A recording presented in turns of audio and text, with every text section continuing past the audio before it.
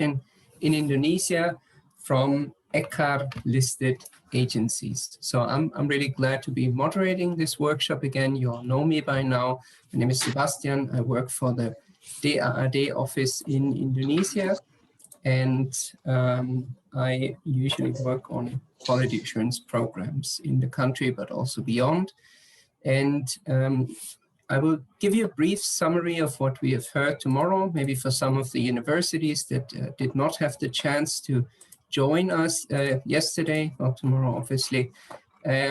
So we started off yesterday with a quick presentation on the new policy, the Merdeka Belajar and Campus Merdeka, and how this impacts on international accreditation in the country. So now there is the possibility for Indonesian universities to get internationally accredited from certain listed agencies or agencies that are listed in certain international conventions or networks or registrars of quality assurance. We heard then a quick overview from Dr. Achim Hoppach on quality assurance in the European higher education area. I think the main take-home point is that the introduction to the European standards and guidelines.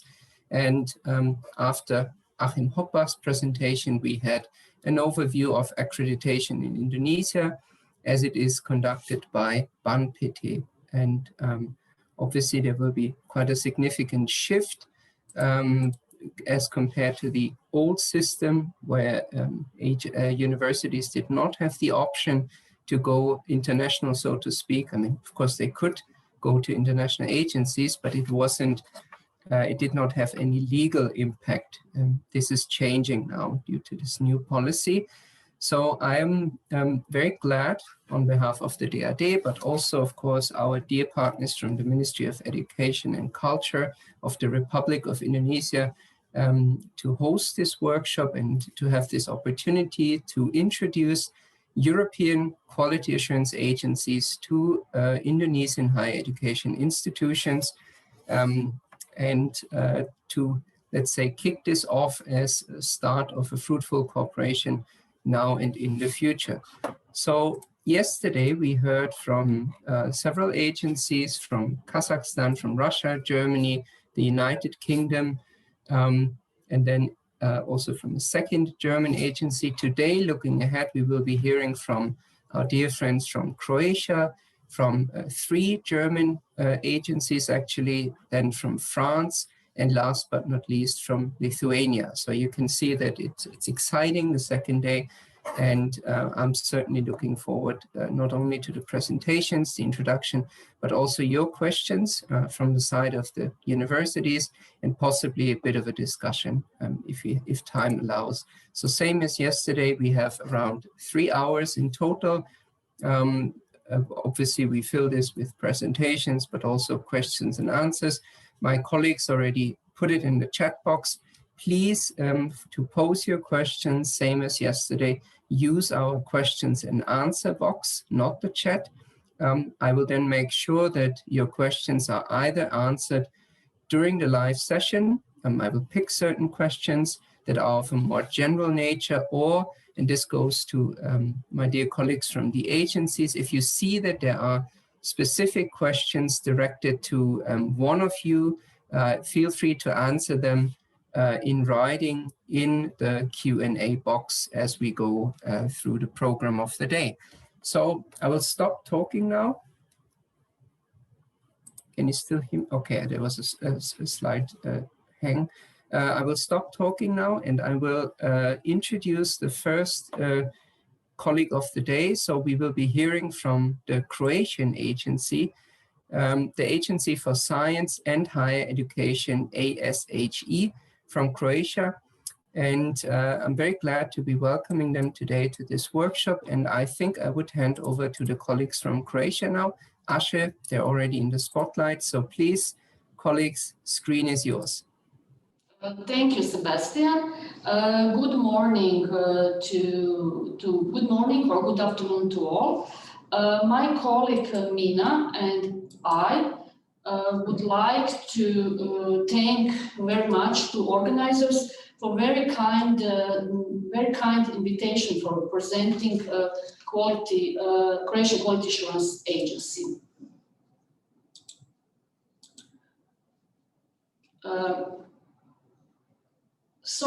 Just to wake up our colleagues in Europe, just very short introduction about our country. Croatia is a part of European Union and capital is Zagreb. Population is rather small, we have 4 million people, and you can see a few images of Croatia, our beautiful country. Croatia signed a Bologna Declaration in 2001, and first Bologna students were enrolled in Croatia in 2005. Our higher education institutions have a strong tradition, academic tradition, and they participate in different international projects and exchange programs. Our agency has connections with Indonesia as well. Last year, parliamentary representatives of Riau province from Indonesia held a meeting with our colleagues from agency with the aim of gathering information on Croatia's external quality assurance system in higher education. The delegation expressed interest in cooperation with Croatian higher education institutions with the aim of achieving academic mobility of students and teaching staff.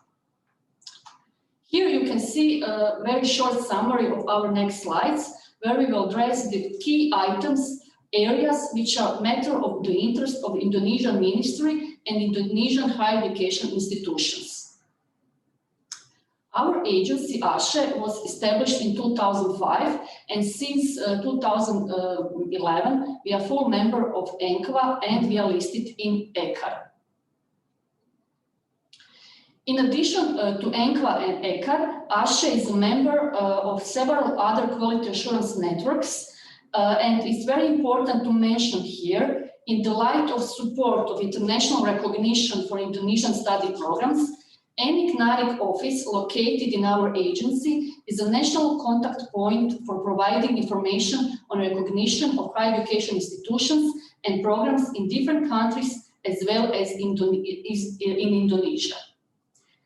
In Croatia, we have public and private higher education institutions, and our agency is experienced in providing accreditation process for all types of higher education institutions, universities, polytechnics, and colleges, as in Croatia, so in Indonesia as well.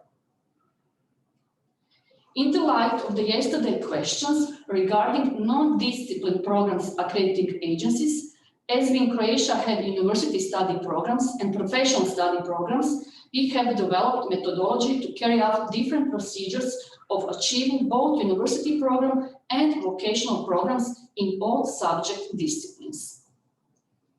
Here you can see our quality assurance activities. We do program accreditation all 3 levels. That means bachelor study programs, master's and PhD programs. We do institutional accreditation, audits, thematic evaluation, and evaluation of joint study programs. Our standards and criteria for conducting accreditation process internationally, same as in Croatia, are in line with European qualification framework. Also, now I would like,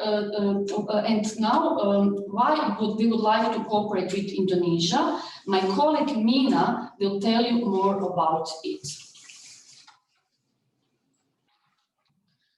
Thank you, Ivana. Hello, everyone. We have come to the objectives of our further cooperation with Indonesian colleagues and future partners. And in the light of that, we would like to state 2 main objectives. First, we would say that we would want to provide Indonesian higher education institutions with recommendations and guidelines on how to meet international standards such in higher education, such as European standards and guidelines. And in that way, through enhancement process and accreditation process, to support them in obtaining international recognition, which would be our second objective. And what are our interests in doing so? First, we would like to mention that our agency has been very actively developing international engagement basically since its foundation through various project-based cooperation partnership. Our staff has been extensively trained in international environment through professional scholarships in the US, study visits to other agencies, project partnerships, participating in professional working groups, and so on. And therefore, we think that we are able to provide quite extensive support to your higher education institutions in preparing themselves for accreditation process. Even in ENQA report, the commitment of our staff and their enthusiasm to rendering good services to their partners or clients, whichever way you would like to put it, in accreditation activities has been recognized.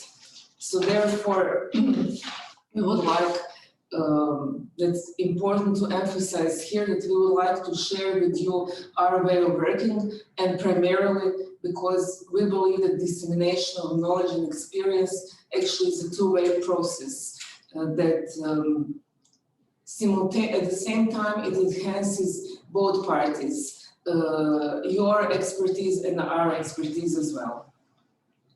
Also, we would like to make our membership in various international associations that Ivana mentioned more concrete in terms of direct work in the field with higher education institutions.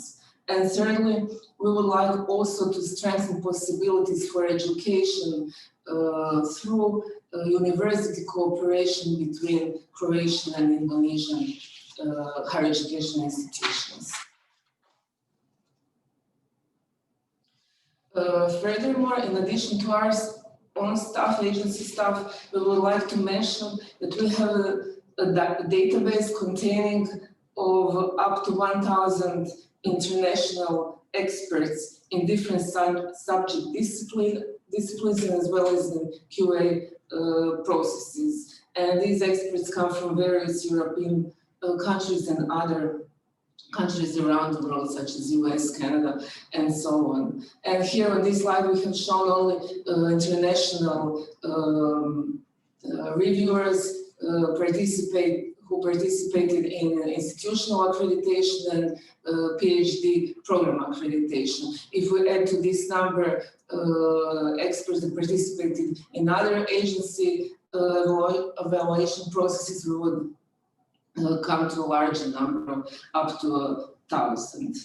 And we think that here it's important to mention that we have established very nice relationships and cooperation with our international experts, and therefore we can sort of guarantee you that they will provide you not only with good quality final reports of your institutions, but also they will serve to you these reports as some sort of consultancy services, emphasizing your strong points and encouraging you to further recognize your potential for improvements in accordance with their findings, recommendations, guidelines. With regard to our experience in international accreditation, we have accredited faculties in Bosnia and Herzegovina and in Slovenia. Currently, we're in the process of concluding an agreement with one big Ukrainian university. Also, our agency provides consultancy services to other QA agencies, mainly in the region, to Serbia, Macedonia, Montenegro, Bosnia and Herzegovina, and Greece, through various European schemes such as TIES program, twinning, staff mobility. Also, we have received numerous requests for carrying out accreditation processes, mainly from various institutions in Ukraine, but also from Russia, Mongolia, and Slovakia. Regarding our accreditation procedure itself, here we have put on the slide a series of steps for you to see. First is concluding agreement on terms of reference and a protocol for accreditation with higher education institution. Then we organize online meeting with representative of the institution in order to provide the institution with sort of training on how to prepare self-evaluation report, how to prepare yourself for the site visit, and basically to open all questions for the institution. Then we have nomination and appointment of expert panel members. If required by the institution or by Indonesian national authorities, we may in the panel include national Indonesian experts and professors along with other international members of the panel. The next step is training of the expert panel to get them prepared for this, so to put it almost tailor-made process for the institution that is being evaluated. Fifth one is assessment of the self-evaluation report and additional documentation submitted by the institution. And finally, we come to the site visit of the expert panel to the institution, which can be done either online or in traditional ways, physical site visit, depending on our agreement, prior agreement with the institution. The following step is preparation of the final accreditation report and submission of that report to the agency, which agency checks and then submit it to your institution. Upon receiving of this report, the institution provides feedback to that report in a form of official statement to the report, and this is followed by issuing an independent opinion by our accreditation council, and this opinion is based on the procedure carried out, final report, and your institution's feedback statement. Upon issuing of accreditation certificate, if awarded, follow-up procedure is carried out, and then publishing of the report, both report and certificate on our website and your institution's website. In our procedure, we have 5 key themes. We call them themes, and these themes are further divided into specific standards. There are around 30 standards, which all, of course, corresponds to certain relevant standards of the European standards and guidelines. Here, we think that in the context of our gathering here today for these 2 days, it's very important to emphasize that if any of the Indonesian higher education institution wishes to establish cooperation with Croatian higher education institutions in the light of developing joint study programs, our agency can provide accreditation of that specific joint study program based on the methodology of European approach. So on this slide, we have put the standards from the European approach document against which all joint studies should be assessed. With regard to the price of the process, there are obviously different factors defining the price, but we can say that we always try to organize procedure in a way that would be the most cost-effective, so to put it, for the institution. So feel free to get back to us, and I'm sure that we will find a scheme that it will be financially feasible for you. We have come to our last slide, why to cooperate with the Croatian agency. We would say, we were thinking about this question, and we would say because of our young staff with great enthusiasm, but also with long experience. And here in this picture is just one example of a cooperation between one Croatian and one Indonesian higher education institution in the area of teacher exchange, student exchange, and international summer school exchange. Thank you all for your attention.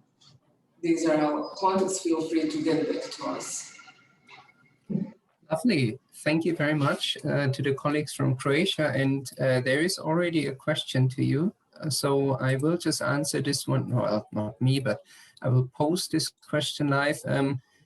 A colleague from Indonesia asked if you had already accredited programs in Indonesia previously or not yet. So this is quick question.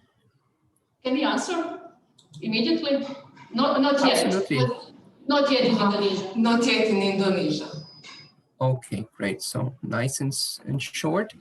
And then I see this, any social study programs that have already received, oh, well, let me rephrase this. Do you have any specific study program limitations or discipline limitations, or are you open to all disciplines? No, we are open to all, and we do all field disciplines, all subject disciplines. And also when we were in Bosnia and Herzegovina, when we were carrying the accreditation there, we done it all subject disciplines, for example, in Bosnia and Herzegovina. Right, thank you. Because our peers, our database, in our database, we have international experts from all subject fields. Okay, great. And for instance, in Slovenia, we did the audit evaluation procedure. So we were focused there on quality assurance system in itself.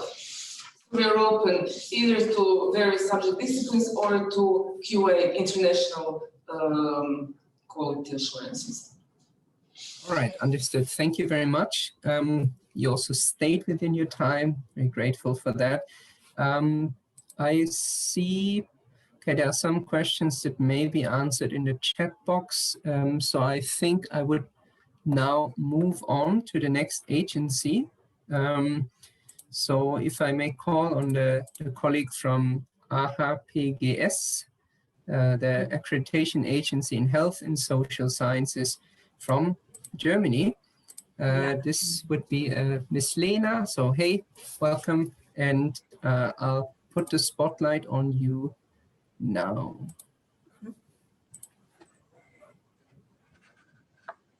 Okay, so can you see my presentation and can you hear me? Perfect, good. Then hello everyone and good afternoon to Indonesia. Thank you very much. I'm very happy to be able to attend this workshop, especially as a lot of requests from Indonesian universities reached us in the last month. My name is Lena Schnell. I'm a quality assurance consultant at the Accreditation Agency in Health and Social Sciences. And besides the national procedures, I'm also responsible for the international procedures, which is why I'm replacing our managing director, Georg Reschauer, today, who unfortunately has to attend our commission meeting. Okay, so I cannot move my slides. One moment. Okay. So today I would like to tell you something about the international accreditation by AHPGS. And below you can also see our phone number and our mail address. So in case of any questions or inquiries after this workshop, please feel free to contact us. So first of all, I would like to tell you something about our agency in general, especially our profile, the fields of activity and the services we offer. And after that, I would like to focus more on the accreditation itself, especially the procedures, the costs of the accreditation, and also our criteria applied. The AHPGS promotes the quality and transparency in higher education institutions and their study programs.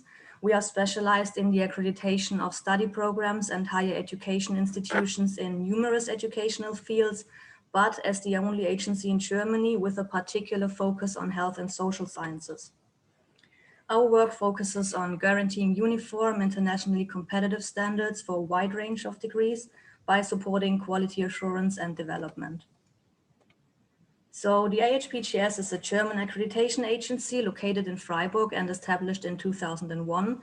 We are authorized by the German Accreditation Council, and because of this authorization, we hold the right to award the official seal of the council, and we are endorsed to accredit study programs and universities in Germany. So besides that, we are of course listed in the European Quality Assurance Register, which is why we're here. And we are also, as our colleagues, member of several renowned quality assurance networks, including ENQA, ENQA, and ENQA. We are also a corresponding member of the German Public Health Association, and we are a member of the World Federation of Public Health Associations. And currently, I believe we are the first agency in Germany. We are in our application process to be recognized by the World Federation of Medical Education, also known as WMFE. So our agency has been active at more than 150 higher education institutions, and until now, we accredited and evaluated more than 1,500 study programs. Our international activities include accreditation and evaluation procedures, mainly in Eastern Europe and the Arab world, as you can see on my presentation. And yeah, hopefully we can count many Indonesian universities to our international partners in the future as well. So the services we offer for study programs at higher education institutions include the accreditation of one study program, or also several programs in a cluster accreditation, which is possible for one or even more faculties at once. For the higher education institutions itself, it is possible to carry out a so-called institutional audit.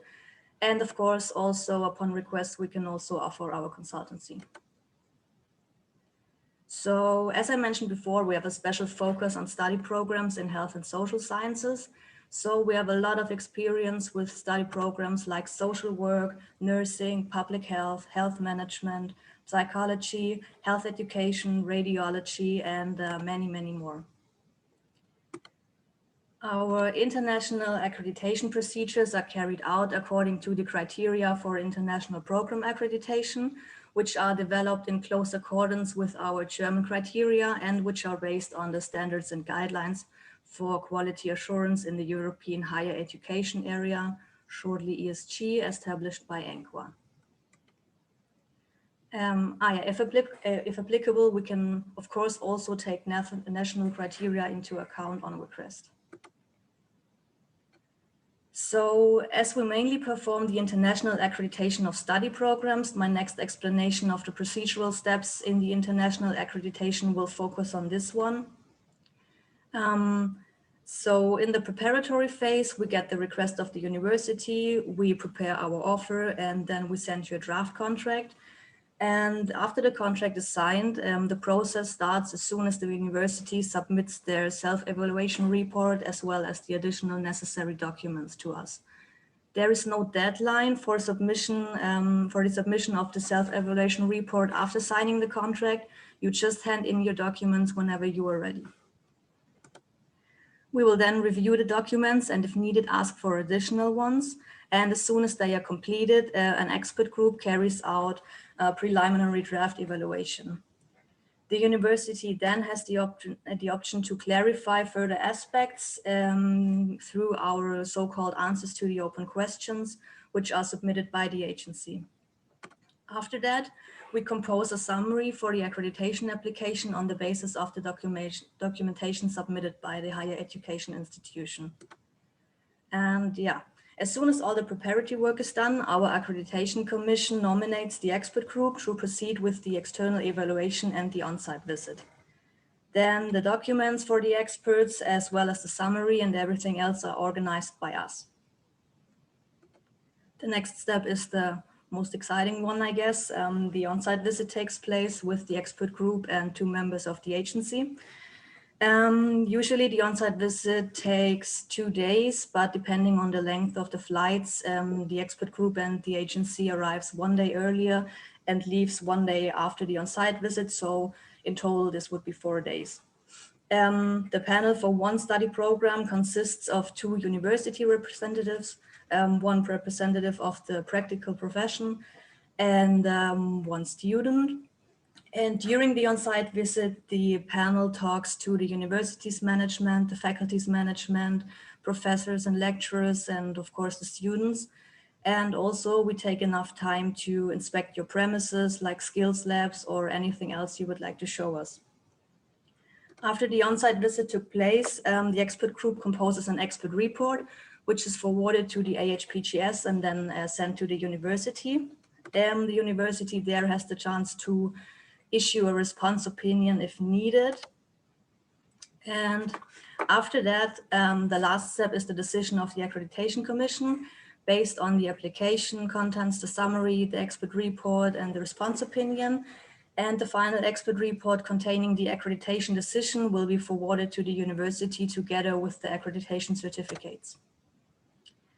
So here you can see an overview of the steps I was explaining.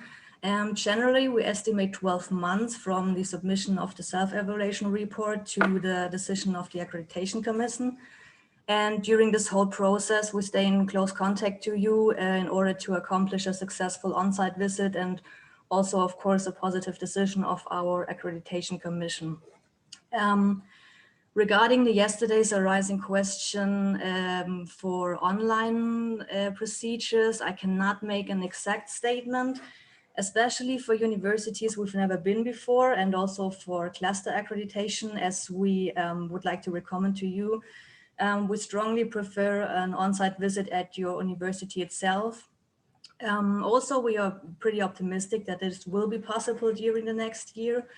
But of course, nevertheless, if things are not going to develop the way we hope, we have to consider the online procedures. For example, for our national procedures, we already successfully conducted the online procedures since March, so it would be no problem for us. We just think it is much more fruitful for us and for you to get to know your university and your staff, not just via Zoom screen, but in person. So on to the most interesting part, I guess, the costs of the accreditation procedure. As my colleagues told you before, they depend on various aspects, which is not possible for me to make a perfect, exact, detailed information. But all I can say is the basic fee is similar to the national basic fee, which is 12,500 euro for one study program and 5,000 euro for any further program. So, for example, if you would like to accredit 4 study programs in one on-site visit, the basic fee would be 27,500 euro. On top of that, there is the procedure fee, which contains, amongst others, like travel costs, accommodation costs, expenses, professional fees, and so on. So we usually offer a full cost package to the university, which means the university pays a previously agreed amount of money, and so there will be no additional cost during the whole procedure. Of course, the university has the option to pay in installments. So for the accreditation of study programs, we apply 7 criteria, which namely are aims and implementation, structure of the study program, admission and feasibility, examination system and transparency, teaching staff and material equipment, quality assurance, and last but not least, gender equality and equal opportunities. So why should you choose the AHPGS as your accreditation agency? Well, yesterday I learned in this workshop that out of the 6 million students in Indonesia, some of the main areas they study in are medicine and social sciences.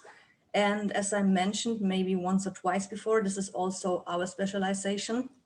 So yeah, if you seek accreditation of an agency with the special focus in health and social sciences, with over 20 years of experience, we are your perfect choice. And of course, also a cooperation with LAM would be perfectly possible. And yeah, we would be really happy if you could realize our strategic plan to expand our accreditation area and come to Indonesia. So I hope that wasn't too quick. This was my short overview of how we work and who we are. And I hope that some of your questions already have been answered. Otherwise, I'm of course really happy to answer your questions in the Q&A box now. And yeah, as you can see, a consultancy in our agency is also something to think of, as Freiburg is really, really worth a visit. Thank you. Thank you very much, Lena. I can fully concur to that. Freiburg is a lovely city. So even though the site visit is usually the other way around, but anyway, yeah, there is a quite specific question, but I think it has been answered already, so I will not point this out.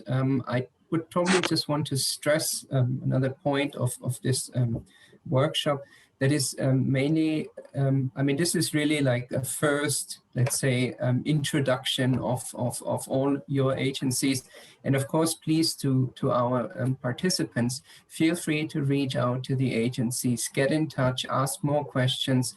I also want to stress again that, of course, you will receive all the materials, all the PowerPoint presentations, and we have also requested from the agencies brief profiles that were shared with the ministry, so you will receive all the information subsequently if you haven't received it already.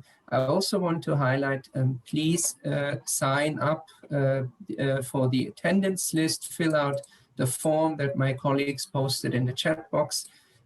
This would help our ministry colleagues to keep track of the attendance and also to report. Yeah, my colleague just posted it again in the chat box.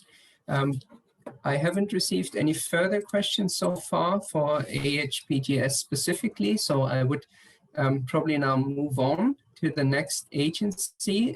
Thank you very much, Lena. I mean, we'll get back in the overall slide 12 panel discussion and comprehensive Q&A at the end. So I see there's a Christmas tree in the back, so it's lovely. Well, let me then call on the colleague from ACWIN, the Accreditation, Certification and Quality Assurance Institute. By coincidence, also from Germany, and we followed alphabetical order, so we don't prefer any countries here. Alexander, I will put the spotlight on you. Very nice to have you. Looking forward to your presentation, and please go ahead. Yeah, thank you very much, Sebastian. So I try to share my screen, which will hopefully work, because I'm working here with two screens and it's not easy. So I hope you can see now the presentation. Okay, no objections at this point. Yeah, good morning from Germany, good afternoon to Indonesia.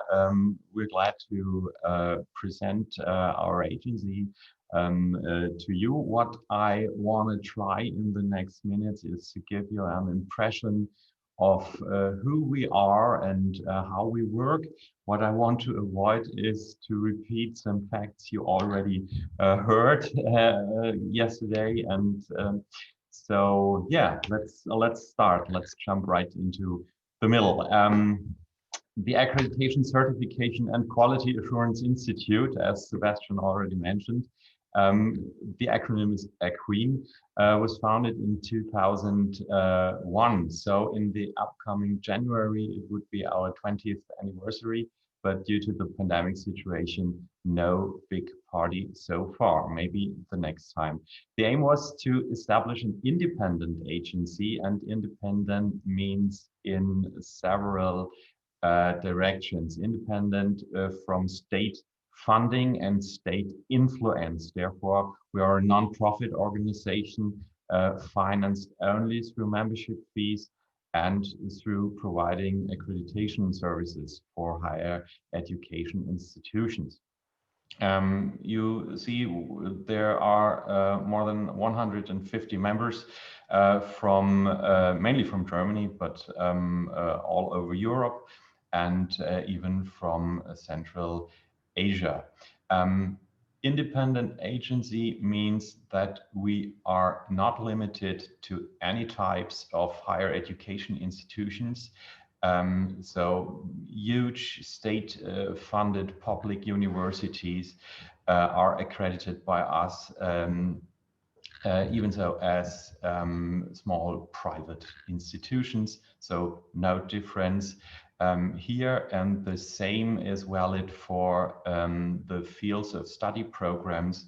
We are conducting accreditation procedures in all fields and all disciplines, from medicine, art, humanities, natural science, and so on.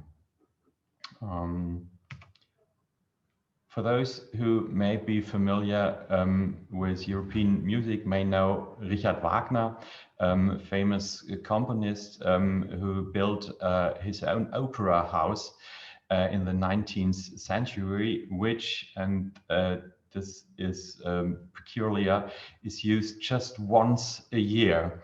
And this is located in Bayreuth, and where also a queen is located. It's a small town, but once a year the world, I can say, looks at it, and yeah, but not this year to the pandemic situation. That's clear. Just a few words to our aims, our main goals here formulated in the mission statement. We want to contribute to shaping to the European higher education area, and therefore to all regions who are interested in it, even if they are not yet part of the European higher education area. Let me again highlight that we are absolutely free from state influence and any other influences. Some words to the type of accreditation procedures that we can carry out for you.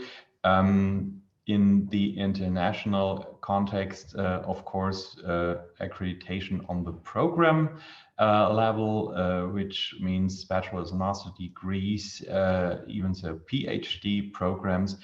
And because the question arose yesterday, of course, vocational programs, as long as they are part of the higher education system, of course.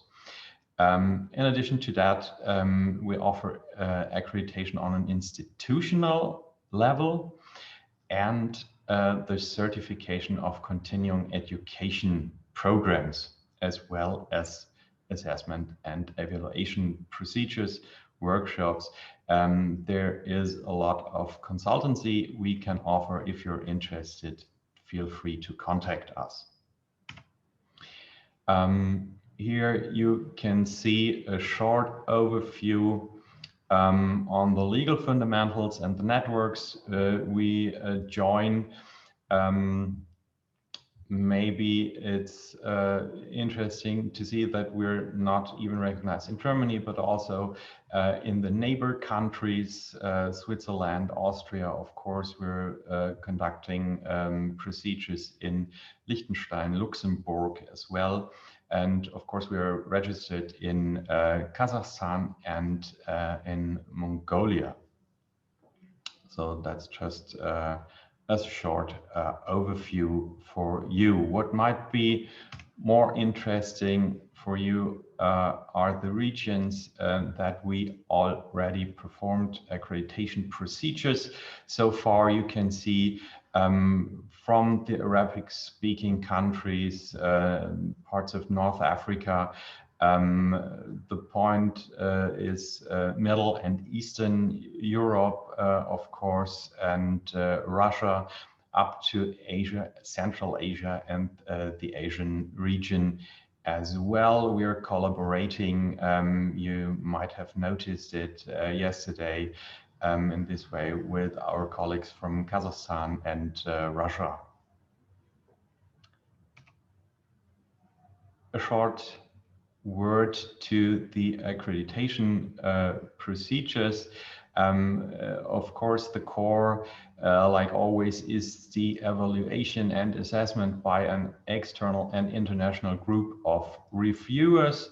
They assess against a set of criteria. What might be interesting for you could be the profile of the group of reviewers. They will be nominated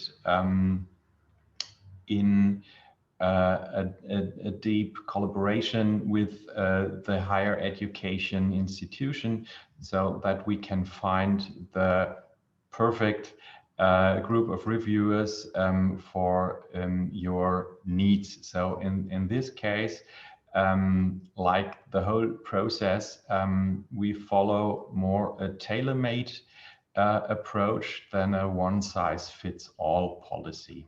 Maybe that's important to know at this point. As mentioned before, program accreditation has to do with one or more study programs. Like Iring Wasser yesterday said, we strongly recommend to bundle study programs together for more efficiency. And to keep the costs in mind, there will be effects on that as well. Maybe accreditation on an institutional level could be interesting for you, or the certification of continuing education programs. Some short view on the steps of each procedure or the milestones.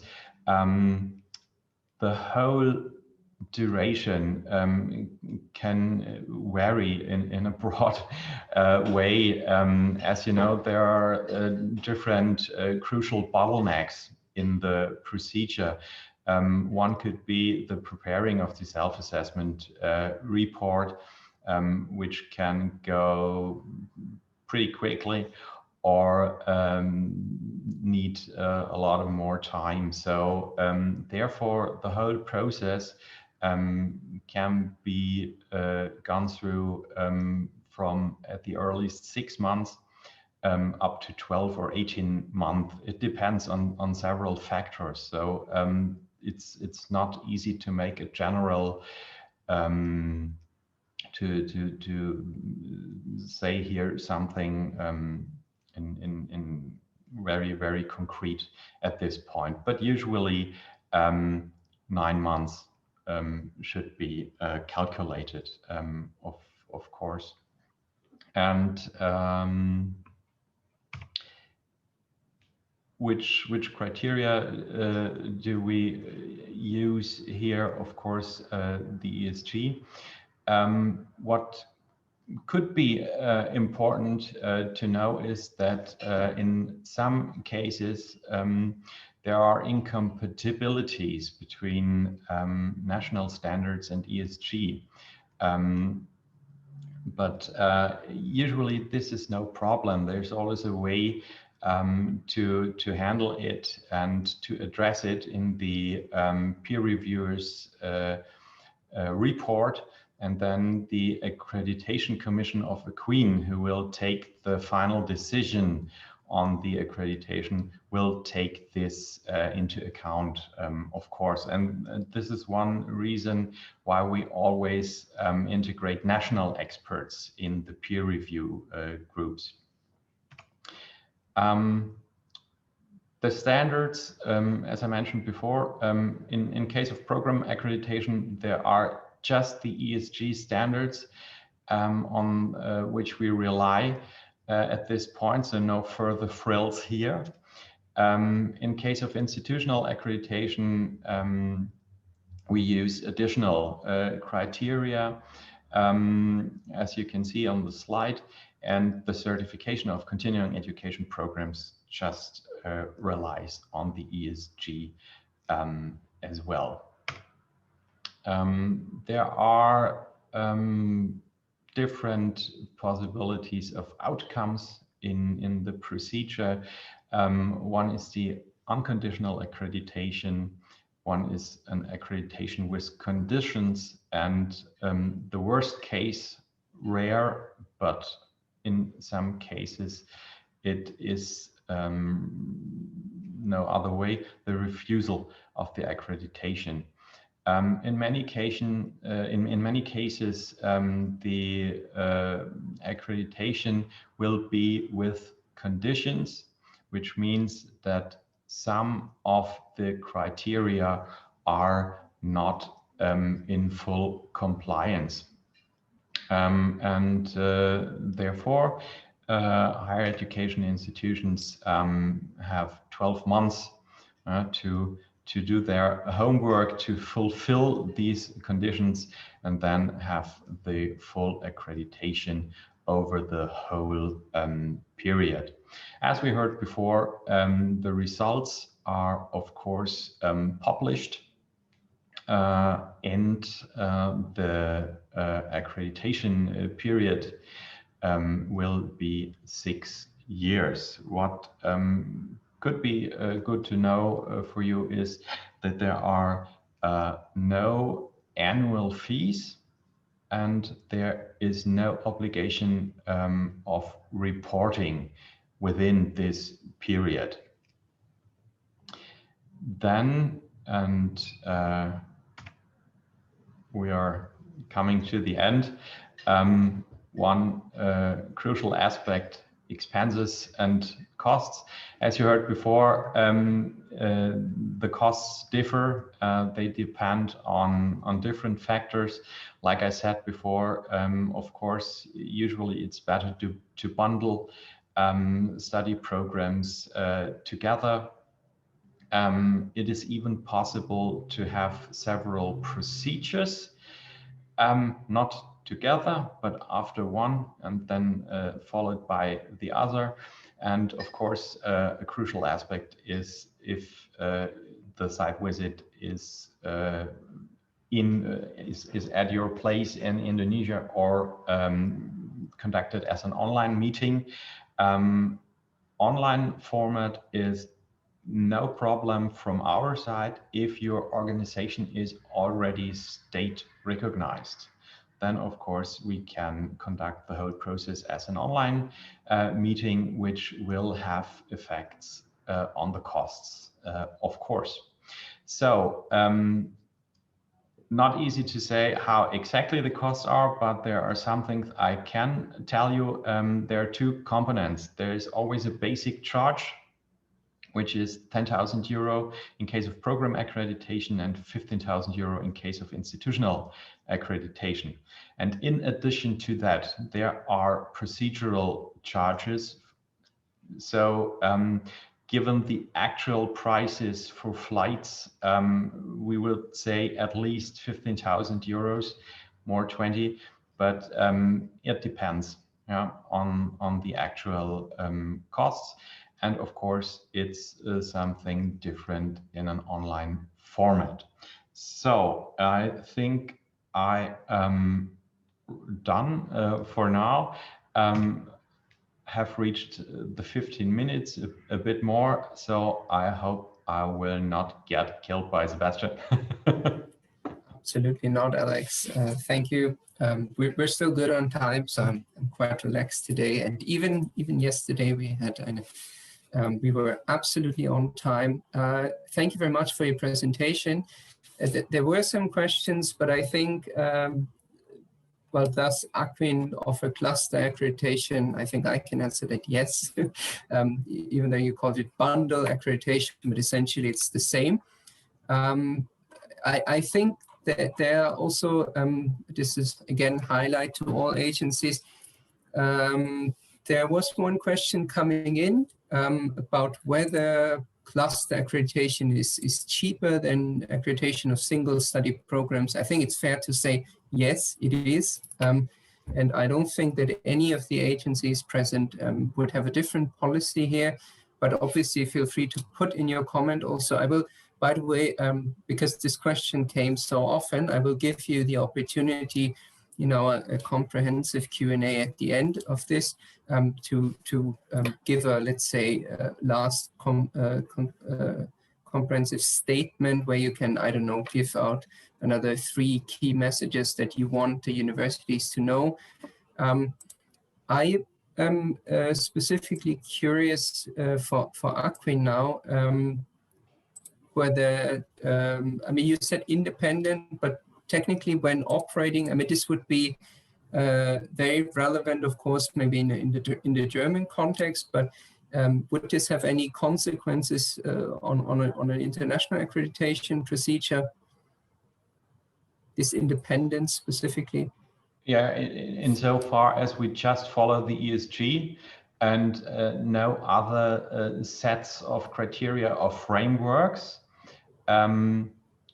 But if a higher education institution want to add additional criteria into the procedures, then it would be no problem. Okay, thank you. This is also a message to probably all agencies. I mean, in any case, I think when you are unclear about the context in which you're operating later on when the universities get in touch, I mean, feel free to always reach out to BAN-PT. They're happy to help if should there be any issues with any higher education institutions or you need more context. Of course, colleagues from the ministry are also approachable, so they I think are happy to help. I mean, overall, the goal of this is to enable Indonesian universities to get international accreditation. Hence, this new policy, hence this grant scheme. So there is not only informal or technical support, but even financial support to acquire international accreditation via these competitive grants. So let me just check the Q&A box if there's a more. Okay, the other questions I can see are quite specific. So Alex, I hope it is okay if you can answer them in writing in the Q&A box. And again, I will point out the more generic questions at the end during our discussion. So again, thank you very much, Alexander. I will take off the spotlight from you now, if you don't mind, and move on to our next agency. And if I may say, my dear colleague Antoine, we used to work together actually in another context. So bonjour, Antoine. Absolutely nice to see you. I mean, not only am I happy that we have a French agency present also with us, but I'm especially happy that it is you that who is joining today. Antoine, if you could kindly unmute yourself also. I cannot yet hear you. You're still on mute, so probably. Now, can you say so? Is it better? Yes, now I can hear you. Perfect. Okay, so okay, let me share my screen. Yes, absolutely. Okay. Okay. Everyone could see my screen? Yes, very clear. Perfect. So, selamat pagi semuanya. Selamat sore di Indonesia. Saya Bapak Antoine Dubuisson. Bekerja di Dewan Tinggi Evaluasi Penelitian di Pendidikan. Saya tinggal 5 tahun di Indonesia sampai 2019. Saya atas kerjasama Universitas di Kedutaan Besar Prancis. So I was just saying to our Indonesian colleagues that I used to work in Indonesia, and it's a real pleasure for me to get back to Indonesia, even if it's only virtually. I have the impression to virtually pulang kampung. So I'm really, really happy to be there this morning. And I wanted to really thank the Ministry of Education and Culture of Indonesia, BAN-PT, and of course, the Jakarta for organizing this webinar. So this morning, I will present the High Council for the Evaluation of Research and Higher Education. Okay, perfect. The HCRS, it's a national and public, I insist, body with a public service mission. It was created by law in 2006. At that time, the name was AERES, and we changed in 2013. It's an independent body directly funded by the parliament to which we report every year. Let me remind you that in France, the evaluation of higher education institution and program is mandatory and is funded by the French state. So the HCRS have 4 evaluation departments. one for higher education institution and national research bodies. Second one for higher education institution groupings or cluster, but I not really like the word cluster in this pandemic time, so I prefer groupings. The third one for research units, and maybe the more important this morning, the study program and degrees evaluation department. And of course, we have my department, the Europe and International Department, which is in charge to realize evaluation and accreditation process abroad. We also have an Observatory of Science and Technology and National Scientific Integrity Council. Okay, we have the double European recognition. The first one by ENQA, and I can mention that my director, the director of International Department of HRS, is one of the vice presidents of ENQA, and of course by ECAR. So what are our international activities? First one, contribution to international cooperation and networking, especially in Europe, but not only. We do the same in Central America, South America, of course, Africa. We develop assistance for the definition of national QA policies and the creation of QA agencies. We organize with partners call for proposal to European programs. And of course, we evaluate and accreditate higher education institutions or programs. Okay, what are our core principles? We have an evaluation charter which highlight the independence, transparency, fairness, collective and peer review, professional ethics and integrity. Some key figures of what HRS do every year. We evaluate 5 grouping of higher education institutions, more than 50 higher education institutions and research bodies, almost 600 research entities, and more than 1,000 programs per year. Okay.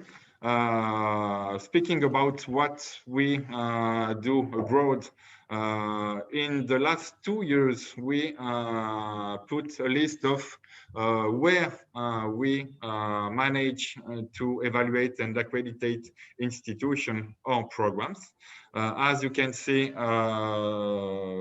for the institutional evaluation and accreditation, we have more in, we have 5 in Vietnam, 1 in Costa Rica, 4 in Honduras and Salvador, Guatemala, Lebanon, Djibouti, and other on process. I just finished the evaluation visit on site virtually of a university in Panama. My colleague who is online this morning, Ibu Michel Hoop, just finished some evaluation in Lebanon. And speaking about, and maybe it's one of, it's more important for you this morning, speaking about evaluation program, we have a strong cooperation since years with Islamic countries. We work with Saudi Arabia, with Jordan, with United Arab Emirates, with Qatar, Lebanon, and also we have partners in Africa, in Luxembourg, in Russia, and different other countries, which are not on the list. Okay, what are our methodology for evaluation or accreditation of foreign higher institutions and programs? The HRS principle, but with a dedicated framework, and it's very important for us, an adaptation to the local context. Evaluation and or accreditation decision granted by the dedicated accreditation commission. We will see that in a few slides, but it's really important to have in mind that in our process, the people who realize the committee of experts who realize the evaluation is not the same of the commission who give the accreditation decision. And as other European agencies, accreditation does not provide legal effects in France, but confers a label. So what are the main two steps? The first one, it's the evaluation itself, which is kind of diagnosis of the institution. And the second step is the accreditation process, which can give a label to the university. We are not inspectors or controllers. We are our experts are in this kind of process to work really close with the institution. The discussion between experts, HRS, and the evaluated body, it's really important. And our two keywords could be to be strict and fair. So in this slide, you can see how work the process. We start with a self-evaluation, even in evaluation of institution or program. After that, the committee of experts will work on this self-evaluation report written by the institution. We will realize a visit on site in the evaluation process for institution, and same for the process for program. This on-site visit, unfortunately, could be for the moment done by virtual process. But as my German colleague says a few minutes ago, of course, in HRS, we prefer to travel on the field to see what is exactly the context of the institution, who are the person in charge of the program, and it's even always better if we want to correctly understand who are our partners to go on site. And as I just mentioned, I had the pleasure to live 5 years in Indonesia, which were the 5 best years of my life. So I really, really prefer on-site visit than a virtual visit.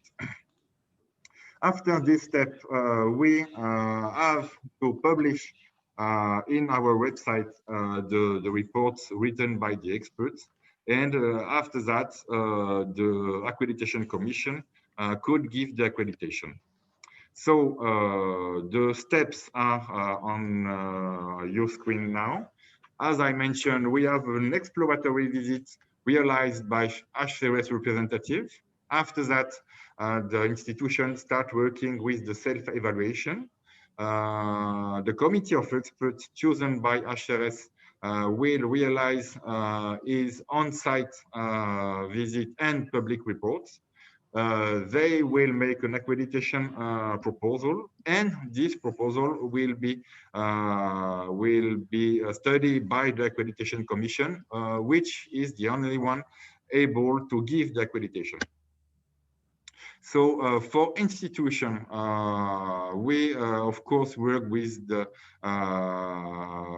external evaluation standard and the ESG 2015. So 6 main points: strategy and governance, research and teaching, student academic pathways, external relations, management, quality and ethics. Our peer review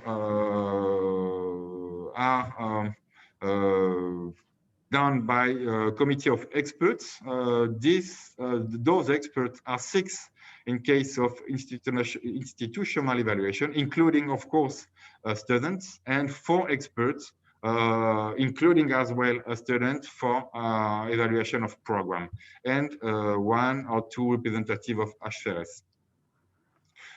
The duration of the visit is 2 to 3 days. As I just mentioned, normally is based in one place. And our process consists in a separate interview with representative panels of internal players of the institution and various external stakeholders.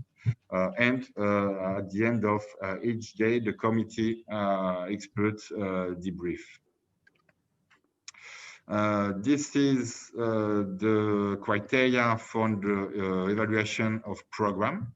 The 6 main criteria are for program are aims of the study program, position of the study program teaching structure, and study program management. So how it works, the panel chairman drafts proposal. It is referred to the Accreditation Commission with the final evaluation report. And at the end, the Commission deliberates and takes decision. In what consists our accreditation?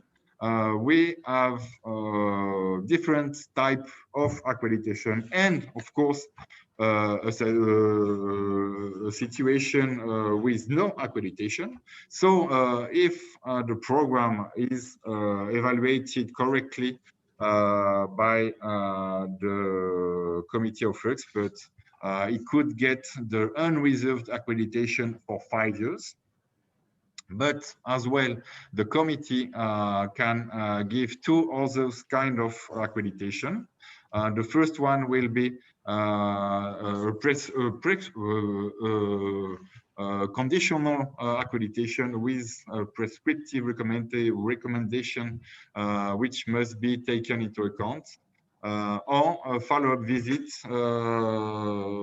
organized after 2 years of implementation, in order to show if the recommendation made by the committee has been taken into account. And it could happen as well.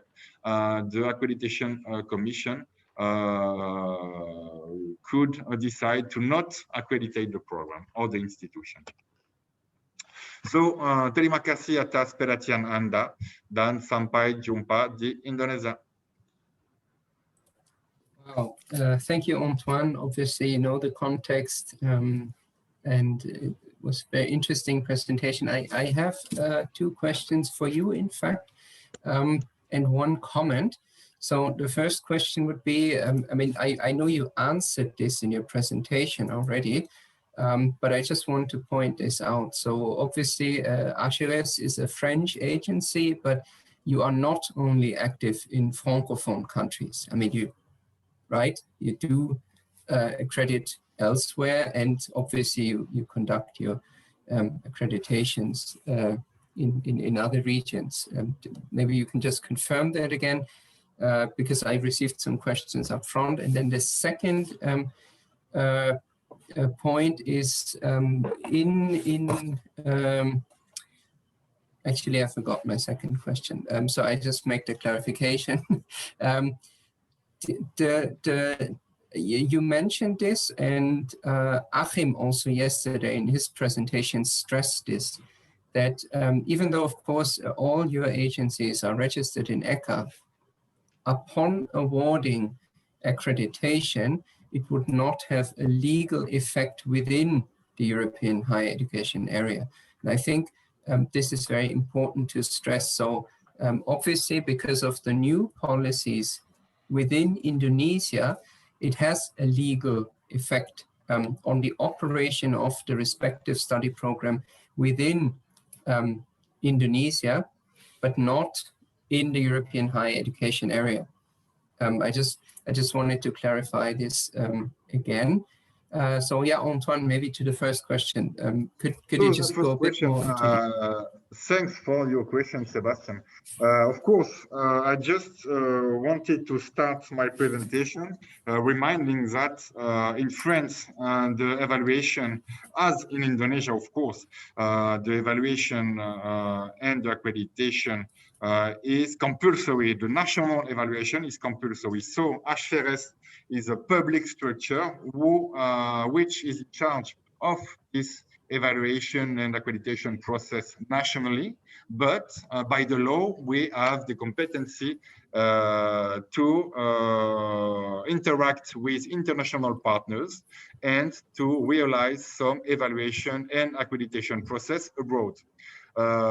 We, of course, do not only work in a Francophone country. We have a strong, as I mentioned, a strong cooperation since years with Islamic countries, especially in the evaluation of programs. On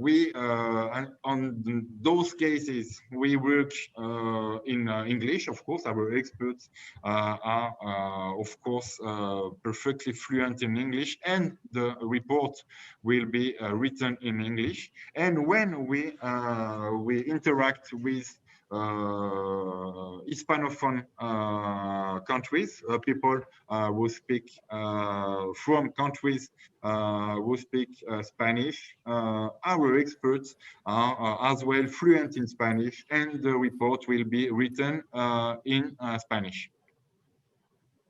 Thanks a lot, Antoine, for the clarification.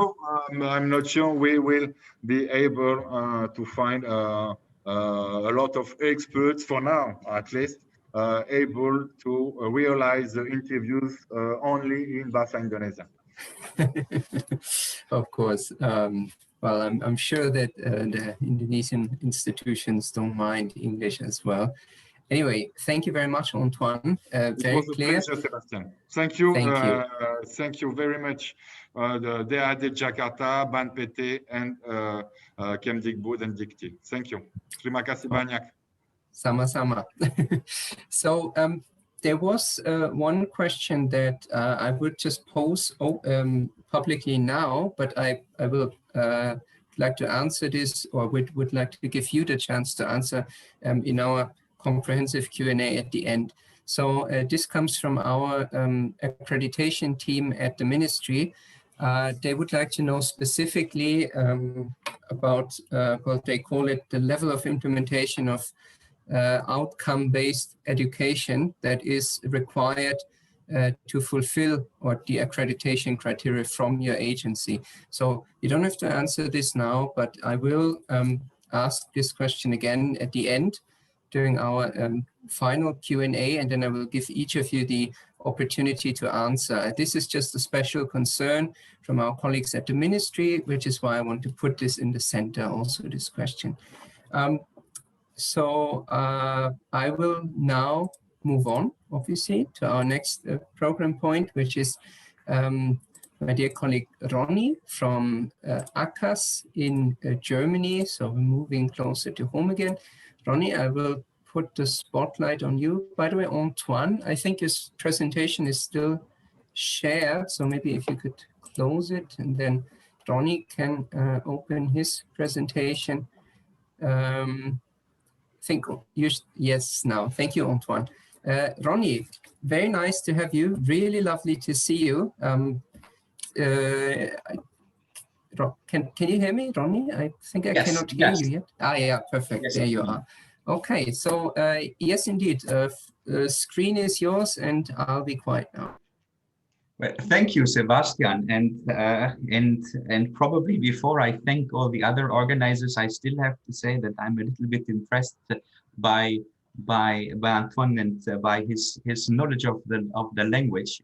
I have just put on my agenda improve my Bahasa Indonesian because that was very impressive. So, but thanks to DAD, but also thanks to the Ministry of Education and Culture and Ban PT for arranging this event.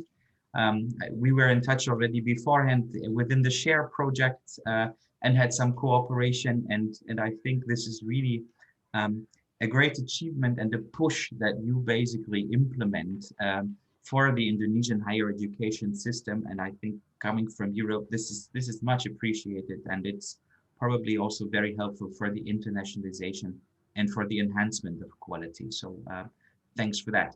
So I'm presenting Aquas today, just for I mean, we're based in Germany, in the beautiful city of Cologne. And I would really hope that as part of the cooperation that we already have and will develop in the future, we will find ways to welcome you to Cologne, which is a little bit the heart of Germany, as I say. We are Aquas, a membership organization. That means we are established already in 2002. So we are approaching our 20th anniversary, and we're not so sure how we will be able to celebrate, but we're very optimistic that in a year from now, we will be able to celebrate again in person. And we are a membership organization. That basically means we are independent from any state actors or like external industrial influence. Our members are higher education institutions. They are heavily national, but also international members. Membership is voluntarily, and that also reflects a little bit of the spirit that we have in our procedures, because we're carried by institutions. So in the way we understand our role, we are also part of the development process of higher education. There is no state funding for us. So with the independence that we have, it also means that we basically, as a non-profit, we charge the costs for our accreditation procedures to the institutions that we operate.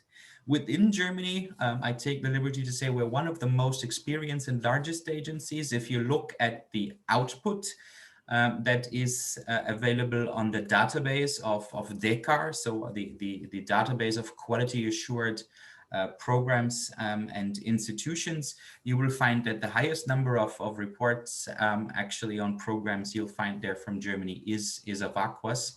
And that is reflected by the fact that over the past years, we do have more than 7,000 accredited programs, and we are non-field specific. So we do have a methodology that allows us to operate in all different disciplines. So we're not field specific. And we're also, of course, also supervised and accredited, registered by the German Accreditation Council and recognized by the European level, which is, I mean, most of all, ECAR. And by implementing, and this is our approach to run a procedure, by implementing quality assurance procedures, external quality assurance, we also believe that we are a facilitator in internationalization processes of higher education, not only if we operate outside of Germany, but also if we operate within Germany. So a very quick picture, and organization usually is very boring, but I think it's very important to be very transparent, to show we have a general assembly. This is where all our members meet. This is a higher education body. We have a board, and the key of what we have is the decision-making body, is the standing commission of Aquas. And this is where we do not only have higher education institutions, but we also have all the stakeholders represented. We have labor market representatives, so the industry is there. We have the unions, but we also have students. So we basically put the stakeholder principle as part of our DNA.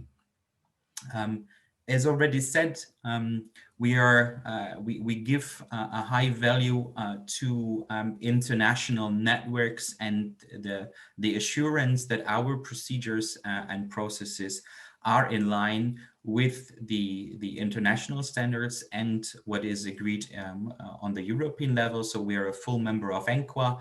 As part of this activities is also where I was involved within the SHARE project, because ENQA is a partner there.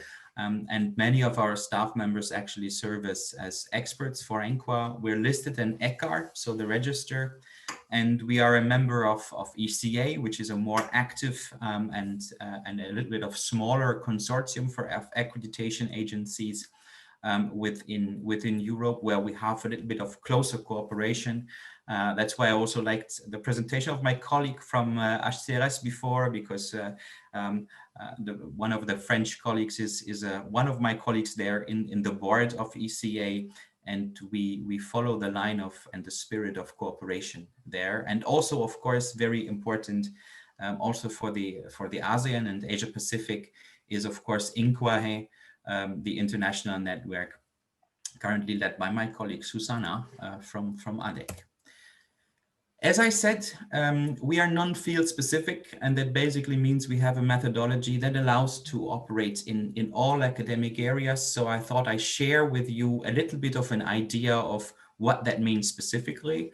I think what you see there is a little bit of the distribution that you see in mainly also in the German higher education field. So we're quite strong in the humanities. We're also strong in all the areas of social science, business, economics. But of course, there is also the whole field of engineering and computer science. The field of arts, music and design, and medicine and health is a little bit of a special area. So you see the reflection is not that big, but keeping in mind that the entity is 7,000 programs, even 5% of 7,000 already makes a little bit of a larger number.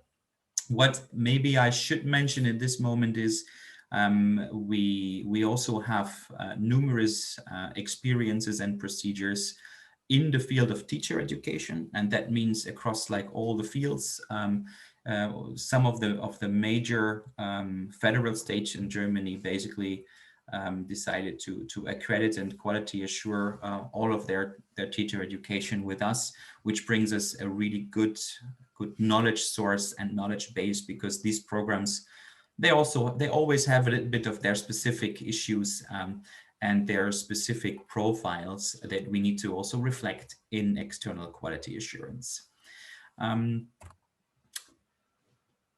Looking a little bit of what have we done in the region, I mean, talking largely, and I think this is, I found this interesting to see, this is probably in line with some of the presentations that you've heard before already. We are very active also in the Arab region. We work a lot with centers of excellency in Africa. We work in Latin America and in Chile very strongly, Eastern Europe. But when it looking a bit closer to the ASEAN region and to Indonesia, so there is some experiences in the region in Laos, in China, Tongji, the National University of Laos. I think when you're interested to learn how it is to work with us and to see what is the experience, there is already very good achievements. I highlighted UP with their geography education, BA, MA, and the PhD. They have already successfully worked with us, and currently there is, I would rather say, like coming up in next year, 40 to 50 programs already we are going to review in Indonesia. So my encouragement is ask your colleagues, because what I can probably share with you that I believe we're a good partner, because the AQUAS approach usually is like we take a partnership for quality on time, and we do such a procedure together. I think the best reference that you can have is talking to your colleagues, because they can also share with you the other perspective. And I would strongly encourage that. Reflecting this partnership approach is that also when we decided to offer our services in Indonesia, we had an initial meeting with Ban PT, because one of the things that we always look for is to make sure that the authorities and the actors in the region are well aware of what we do, so that we basically are very much interested in having friendly relationships and learning also about the region, about specifics before we go there.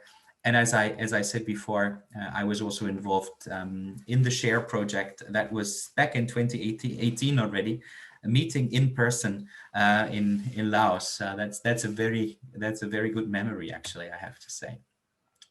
How does a procedure look with AQUAS?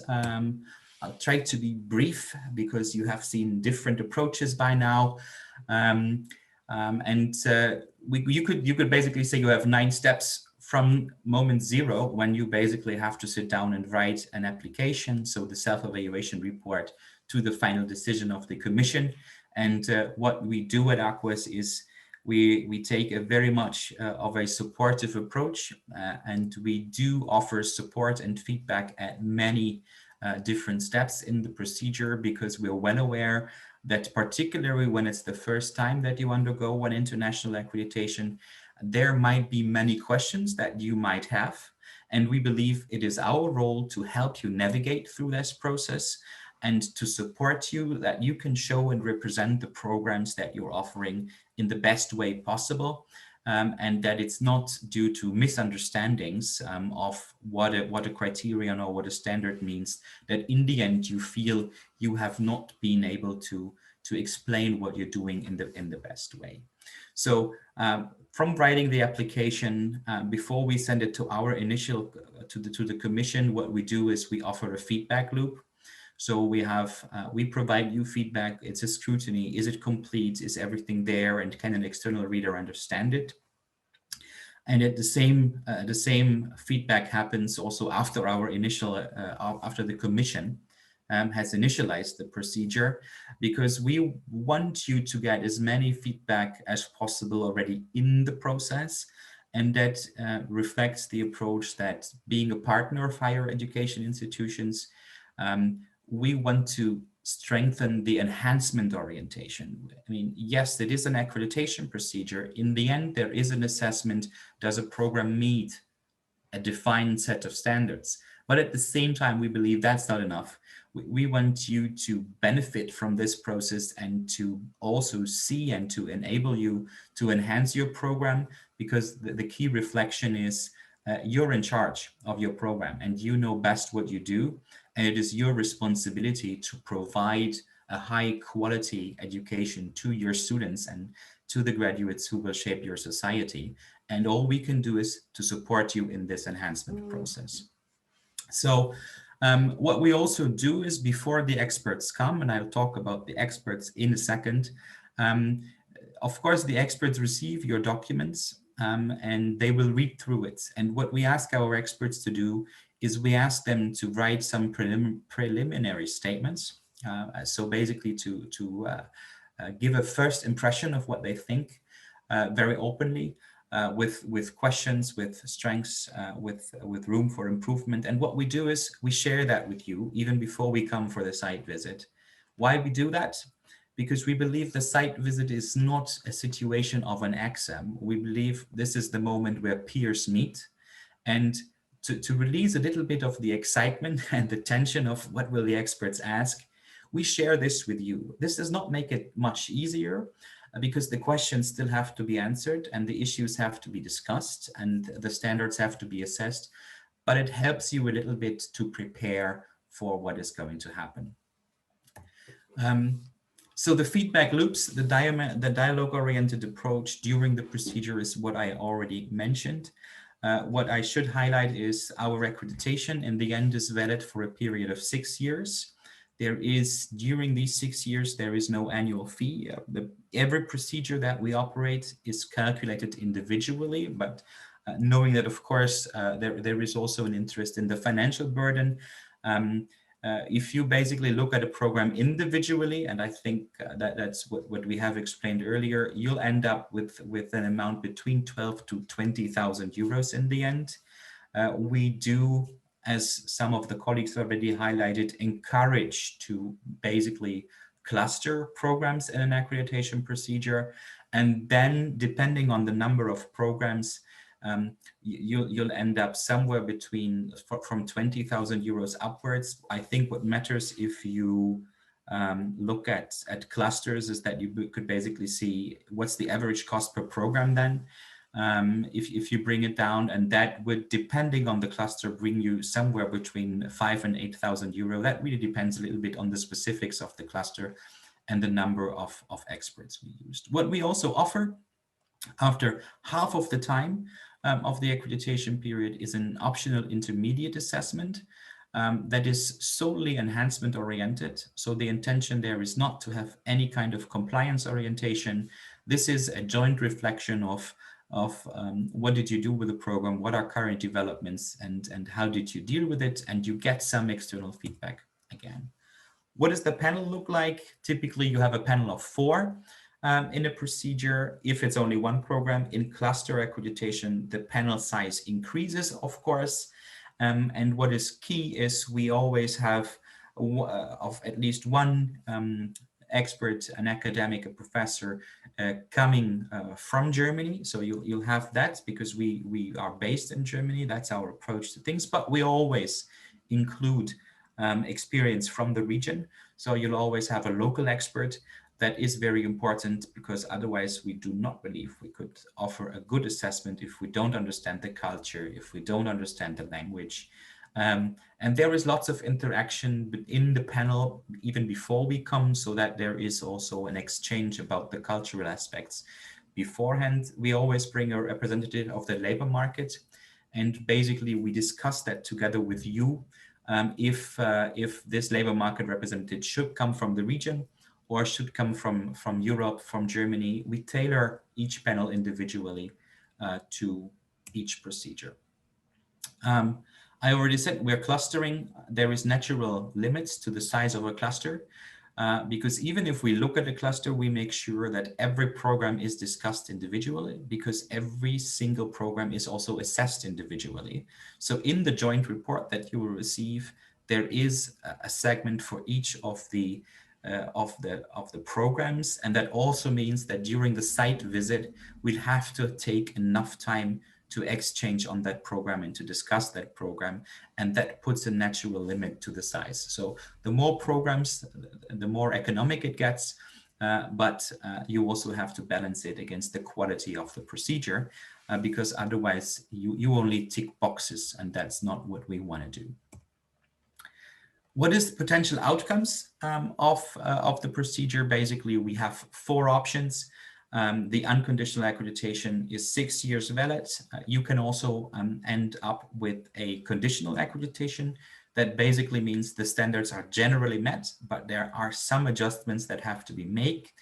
The positive thing is the conditional accreditation is immediately valid. So you have a positive decision, but you have to continue, and we'll implement a follow-up for that and make sure that these things are dealt with. In case there is a bigger problem that is identified, one of the ways that we implement to avoid a denial is we can postpone a decision. That basically means you'll have the full report, you'll have the findings, we'll ship it back to you, we'll talk with you about it, and you have up to 1.5 years to work on that, return the whole package to the experts, and only then a decision is taken after an additional review. That is one of the ways that we believe also supports enhancement. I can be very clear, these postponements do not come as a surprise. Usually already like in the first feedback loop, we recognize there are some things, we give early warning signs so that you as an institutions can steer already in advance to enhance. This is basically important. That's the typical way how a procedure could look like. That tells you you will also have a process. Average is 9 months with all the different steps. There is some flexibility. Sometimes it can take a bit longer. Sometimes we can be quicker. It all depends on setting a date for the site visit. And that's probably also one of the things that you might be interested in. Yes, currently we operate with virtual site visits because there is no alternative. We do believe that in order to have a good result that also reflects the full nature of the program, a real site visit is necessary, because communication via all these online media is very different. However, in the way we are currently restructuring our processes, we will probably also give a place for virtual meetings beforehand, that we then later on can only have a very limited site visit that is much shorter, and for that reason also much more economically, because if less people travel, if the travel is shorter, that also reduces the carbon footprint that we do. So I think some of the virtuality will stay. And the last thing, I think I have 2 more minutes, so I'll be quick on that, is what are the criteria we're looking at? And as some of my colleagues also presented, our criteria are based fully on the European standards and guidelines. It's very clear we do not accredit with the European standards and guidelines. We have developed criteria that are fully based on the European standards and guidelines, because sometimes criteria have to be more specific in order for you as an institution to better understand what is the expectation and what are you assessed about and against. And I think the core understanding is our criteria also reflect that you as an institution are responsible for your programs and for the quality of the programs. And all that we can do is we can provide you an external assessment. And that's the quick overview, basically showing that we have the sets of criteria that we use for bachelor, master, and PhD. They are a little bit different. This is the right side for the PhDs, because we believe a PhD education is way different than if you look at bachelor and master level. So that's why we do have the same inspiration in the European standards and guidelines, but a little bit more tailored towards the need of PhD accreditation. But we have designed the two sets of criteria in a way that they can easily be combined in one procedure while still reflecting the different nature of the programs. What are we looking at? We're looking at the minimum level is usually the bachelor level, knowing that in Indonesia you also have like D3, D4 programs. We have already looked at very positively at the D4 programs level-wise. That seems very well. And for the D3 programs, there is a little bit of where is that? Is that already higher education? It's a bit closer to the training and to vocational education. But we have developed a set of criteria that also is able to deal with that is very close to the bachelor, because we thought we have to reflect the different nature of these programs.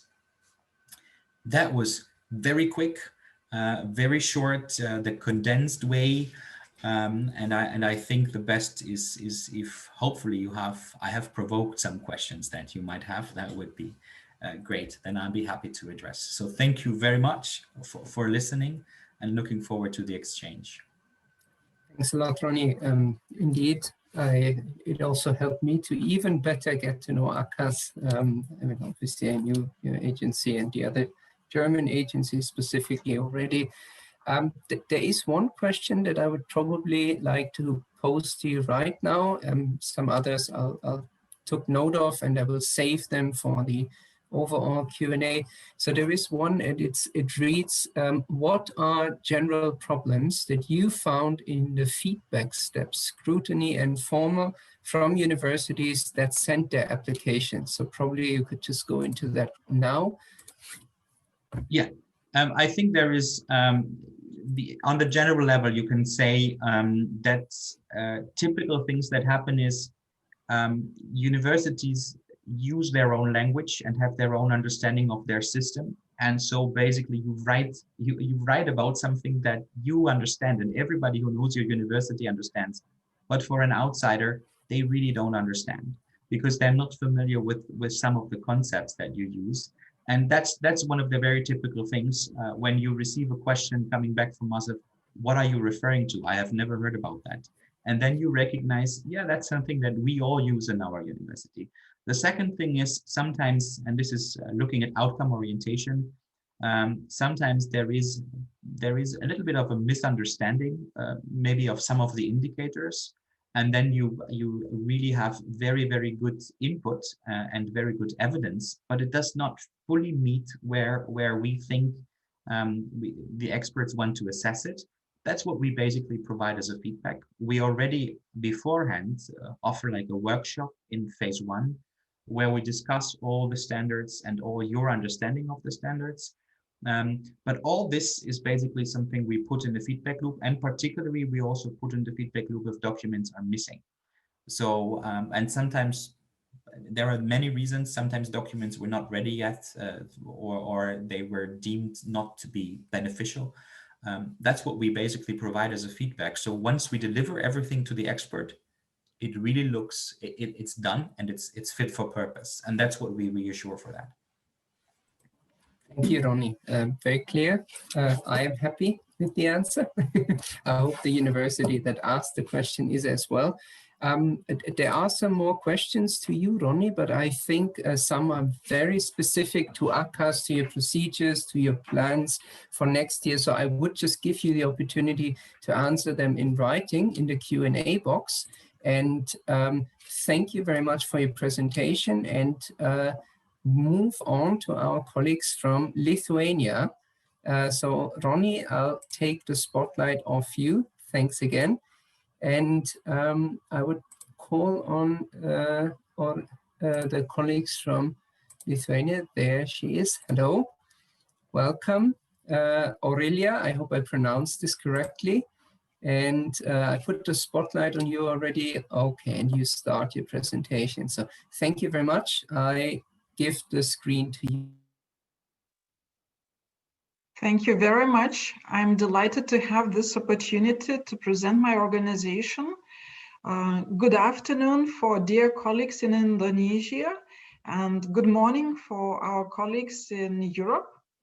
I am delighted as Deputy Director of SKVC to present my organization to you and our possible cooperation in the future. Brief words of who we are.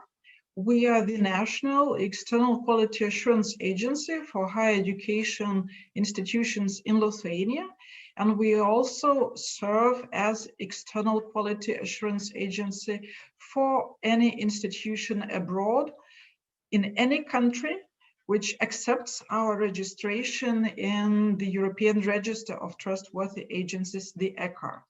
Also, we have another set of functions, just to mention it, that we work with the recognition of foreign qualifications and are members of relevant networks. Our mission thus is twofold. First of all, we aim to contribute to improvement of quality of studies, and we do this in two ways: by mutual accountability and by cherishing and fostering the culture of quality. And the second aim is to contribute to the free movement of persons for their aims in further studies and the labor market, and so to increase transparency and use of their qualifications wherever they wish to do that.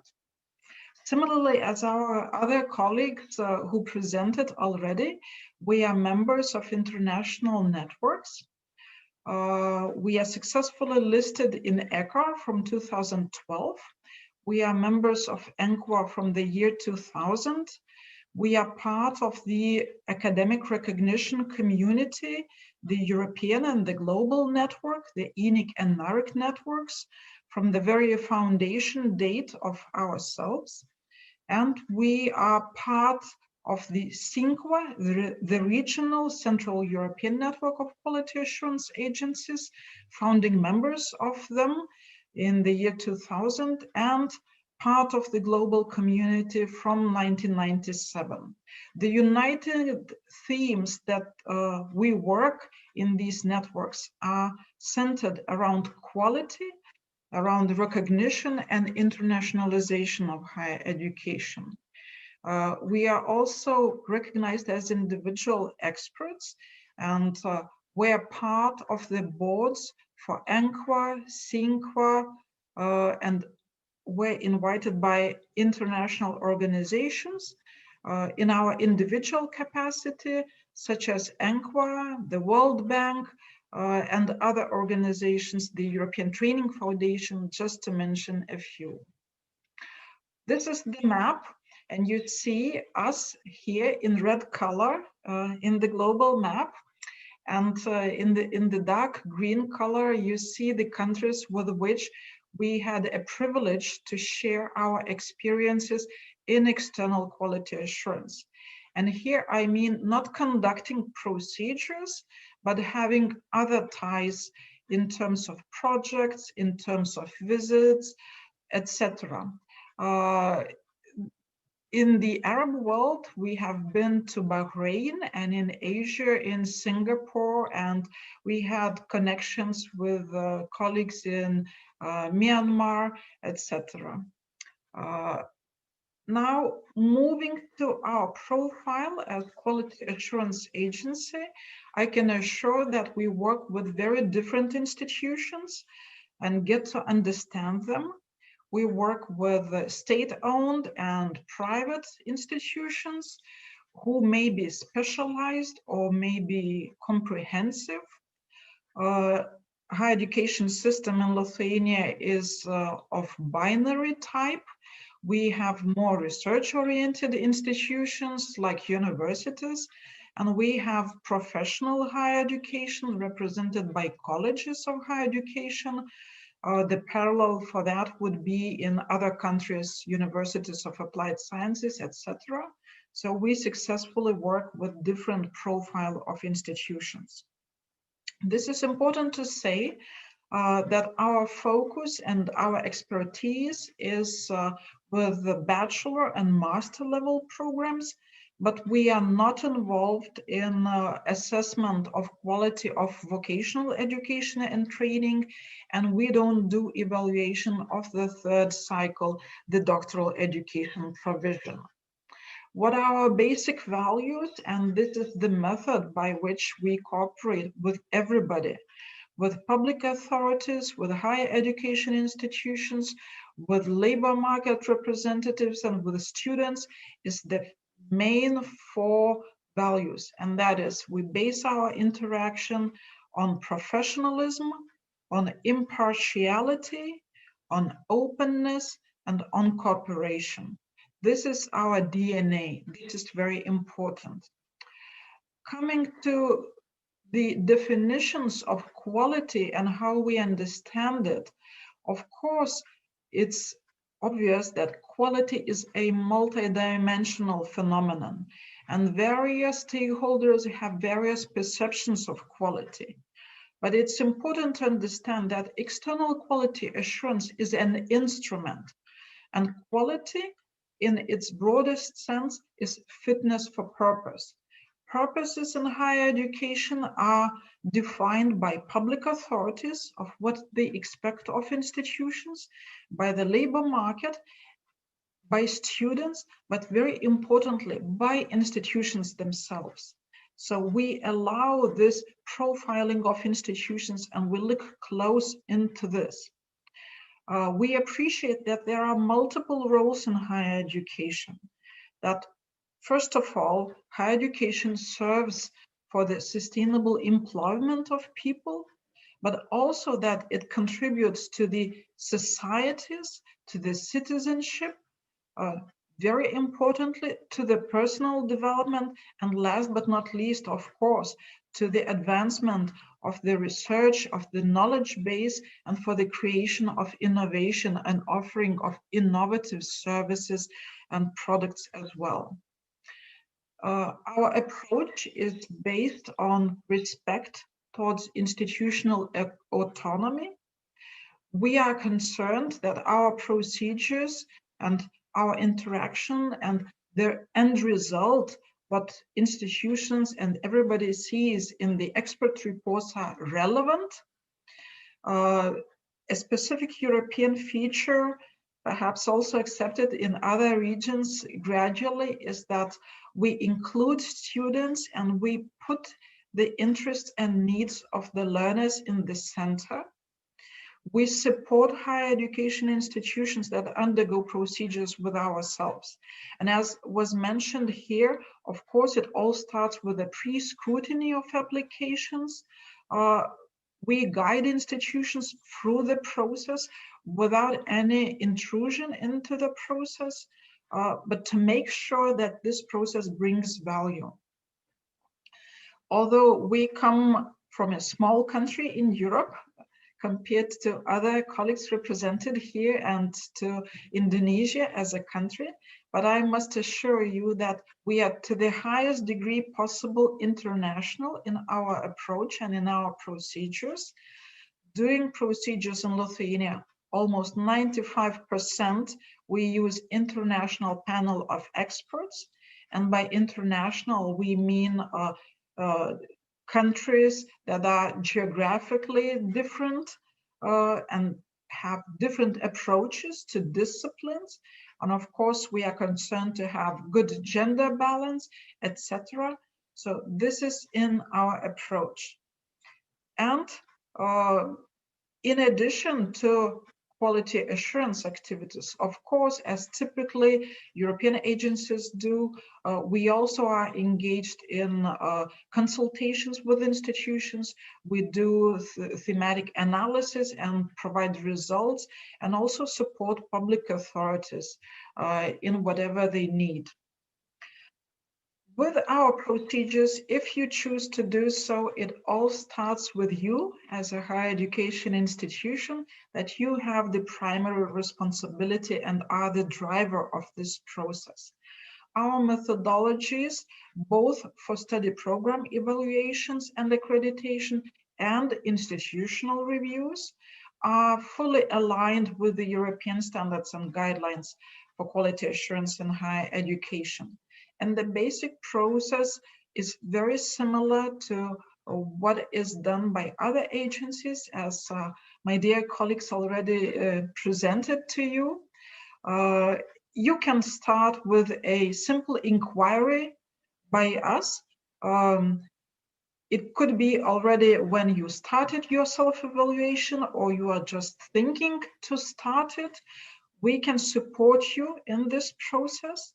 Of course, a very necessary step is a site visit. Till the pandemic hit the world, all our procedures were done with physical site visits, but we adjusted, respecting the quarantine situation and the needs of the institutions, and also considering the needs of experts to stay healthy and fit. So we already did procedures virtually, both in Lithuania and abroad. But of course, in the future, when we have the vaccine and the situation eases, we would love to travel physically to be better able to assess the situation on the ground and to meet with all the stakeholders, with the administration of the institution, with academics, with students, perhaps employers, and all other relevant people who could provide good evidence of how you work and how you could be supported in the future.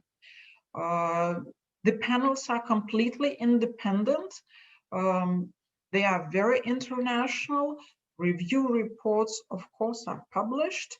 Before publishing, institutions have a possibility to comment on the reports, and there is a follow-up again, as a standard feature, as presented.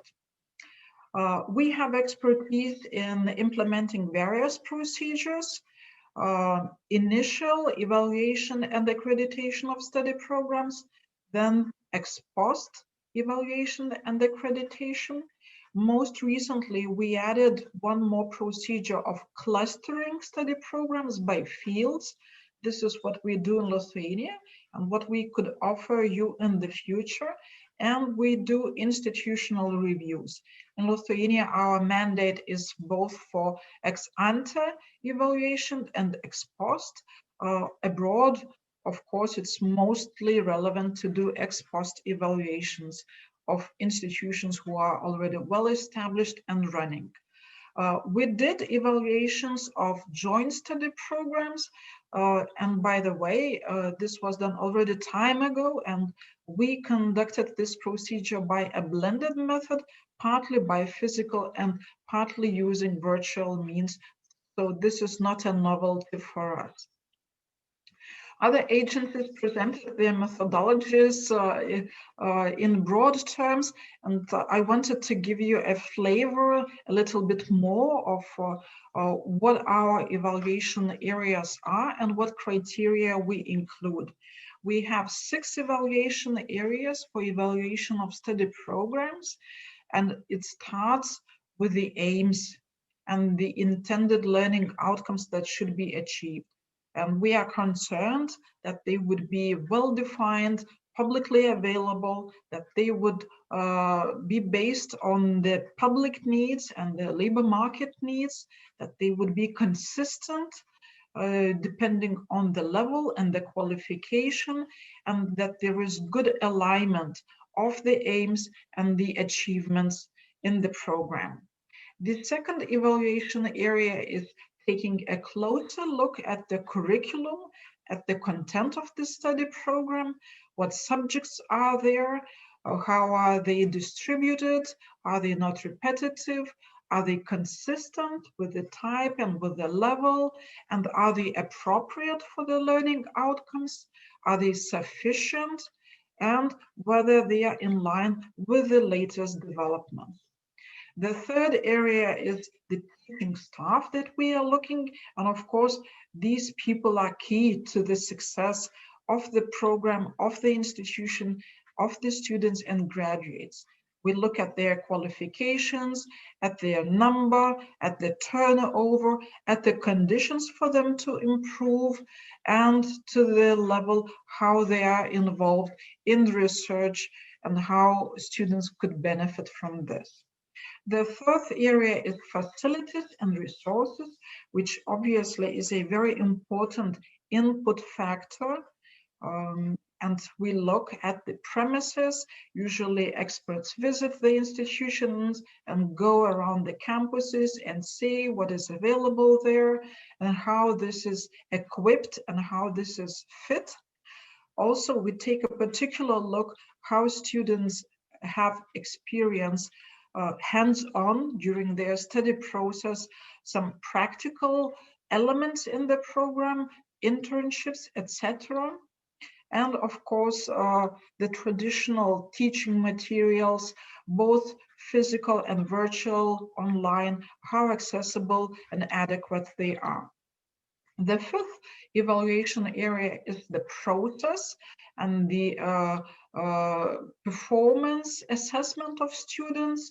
And we look both at the intake, how institutions admit, enroll their students, how they organize the study process, whether they encourage students to participate already in research and artistic and developmental activities, what possibilities are there for mobility and for other experiences outside the institution, within the country or broader internationally, and if there is adequate academic and social support, which obviously became even more important in the times of pandemic. For the assessment part, we are concerned whether it is clear, whether it is adequate, and whether students understand and publicly have access to how they would be evaluated in order to succeed in the program. And we look at the output, whether graduates meet the demands of the labor market. Thus, as I said, we talk with graduates and labor market representatives. The last evaluation area is the program management. And we are concerned here with internal quality assurance of institutions, how the responsibilities are divided and implemented, how the feedback is collected and analyzed, how this is used for improvement, whether stakeholders are included in this process, and last but not least, how this all effective and efficient is working.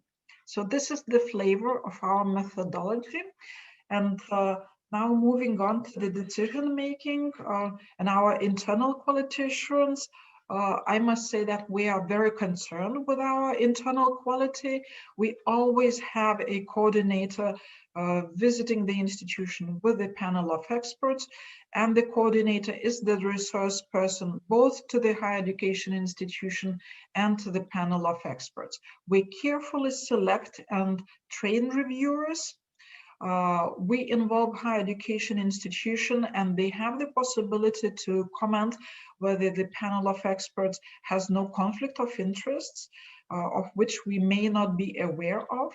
And also institutions have a possibility to comment on the draft report to see whether it is well grounded, etc. For our internal decision making, we have an advisory committee which looks at all reports, So to make sure that our decisions are fair and just. In the process, we collect feedback from all involved in them.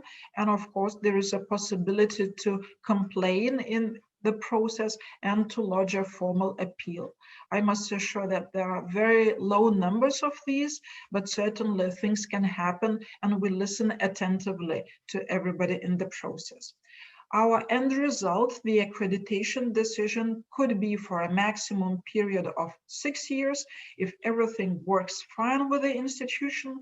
If there are areas which need strong attention and improvement, our accreditation would extend for 3 years. And in some unfortunate cases, of course, non-accreditation is a possibility as well. Now, as to the costs, it's similar to other agencies that, of course, it varies, and it depends on the number of factors, like the number of study programs to be evaluated and the size of the expert panel and their profile. We discussed this with the institution.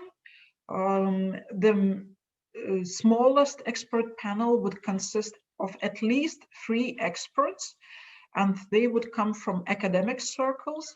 And very often we would look for academics which also have very relevant labor market experience. We include a student in all panels, and we may have a separate labor market representative. This is subject to discussion between us and the agency. There are no pre-screening costs. Institutions can freely inquire with us, and we will answer all questions. And other costs are, of course, of 2 types. That is the fixed costs of logistics, which is based on the real costs of the travel and accommodation, etc. And then comes the reimbursement part for the expert services and for our staff involvement. If you choose to evaluate just one study program, the costs could be in this part starting from 3,500 euros. And of course, if you add more programs, this price increases. But you are welcome to inquire with us, and we answer all questions regarding the costs. Lastly, why us? Why SKVC? We have 25 years of experience as external quality assurance agency, and we are strongly committed to quality. We are listed on ENQA. We already did evaluations abroad in Europe. We have successful procedures, communicating always with local authorities and with institutions so that we have good understanding with everybody in the process. Ourselves, we come from the higher education system which experienced dynamic development, so we understand implementation of reforms and challenges associated with that. We assisted agencies and authorities in Europe, in Middle East, Africa, and Asia, and we would be glad to start cooperation with Indonesia, and we are very international. What you get is transparency of your achievements, of your current status, where you are. Our reports provide stimulus. We write commendations for what is working well, and we also offer ideas in form of recommendations, but we leave implementation for the institution. We are not inspectors, we are not auditors, we are supporting, and we respect autonomy of the institutions. So with our accreditation, you get recognition of your experts, and your stakeholders get trust in you as a provider. Our proposition is that, and here you see on the map Lithuania and Indonesia. It's a far distance, but it could be brought closer by cooperation. And we could do that by evaluation of study programs. Also, an option is institutional reviews. We can do combined procedures. And we are also open to share experiences in other formats and help bring professionalism. Here you see the link to our website and the specific link where you can find more information on our procedures abroad. And you are very welcome to contact myself and my colleagues by email, and hope that we could have common background in the future. Thank you very much. Thanks a lot, Aurelia. Very interesting. Now it is indeed time for our overall Q&A. So I would take off the spotlight from all of us and kindly ask all of you to turn on your cameras and microphones. And I will go through some of the more general questions that I received, but there are also some that were specifically addressed to one or two of your agencies, but feel free to answer, of course, if you feel like this is also relevant to your context. So first of all, and I would like to prioritize this question specifically because I mentioned it already. It has been asked by our colleagues from the International Accreditation team of the ministry, and it relates to outcome-based education. So this is a particular concern of the ministry to see how outcome-based education, or let's say the level of outcome-based education and the linkages to learning outcomes are taken into account in your accreditation procedures.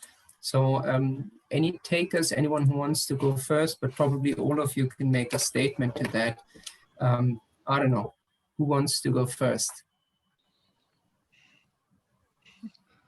Okay, Aurelia, maybe, yeah, please. Yes, thank you.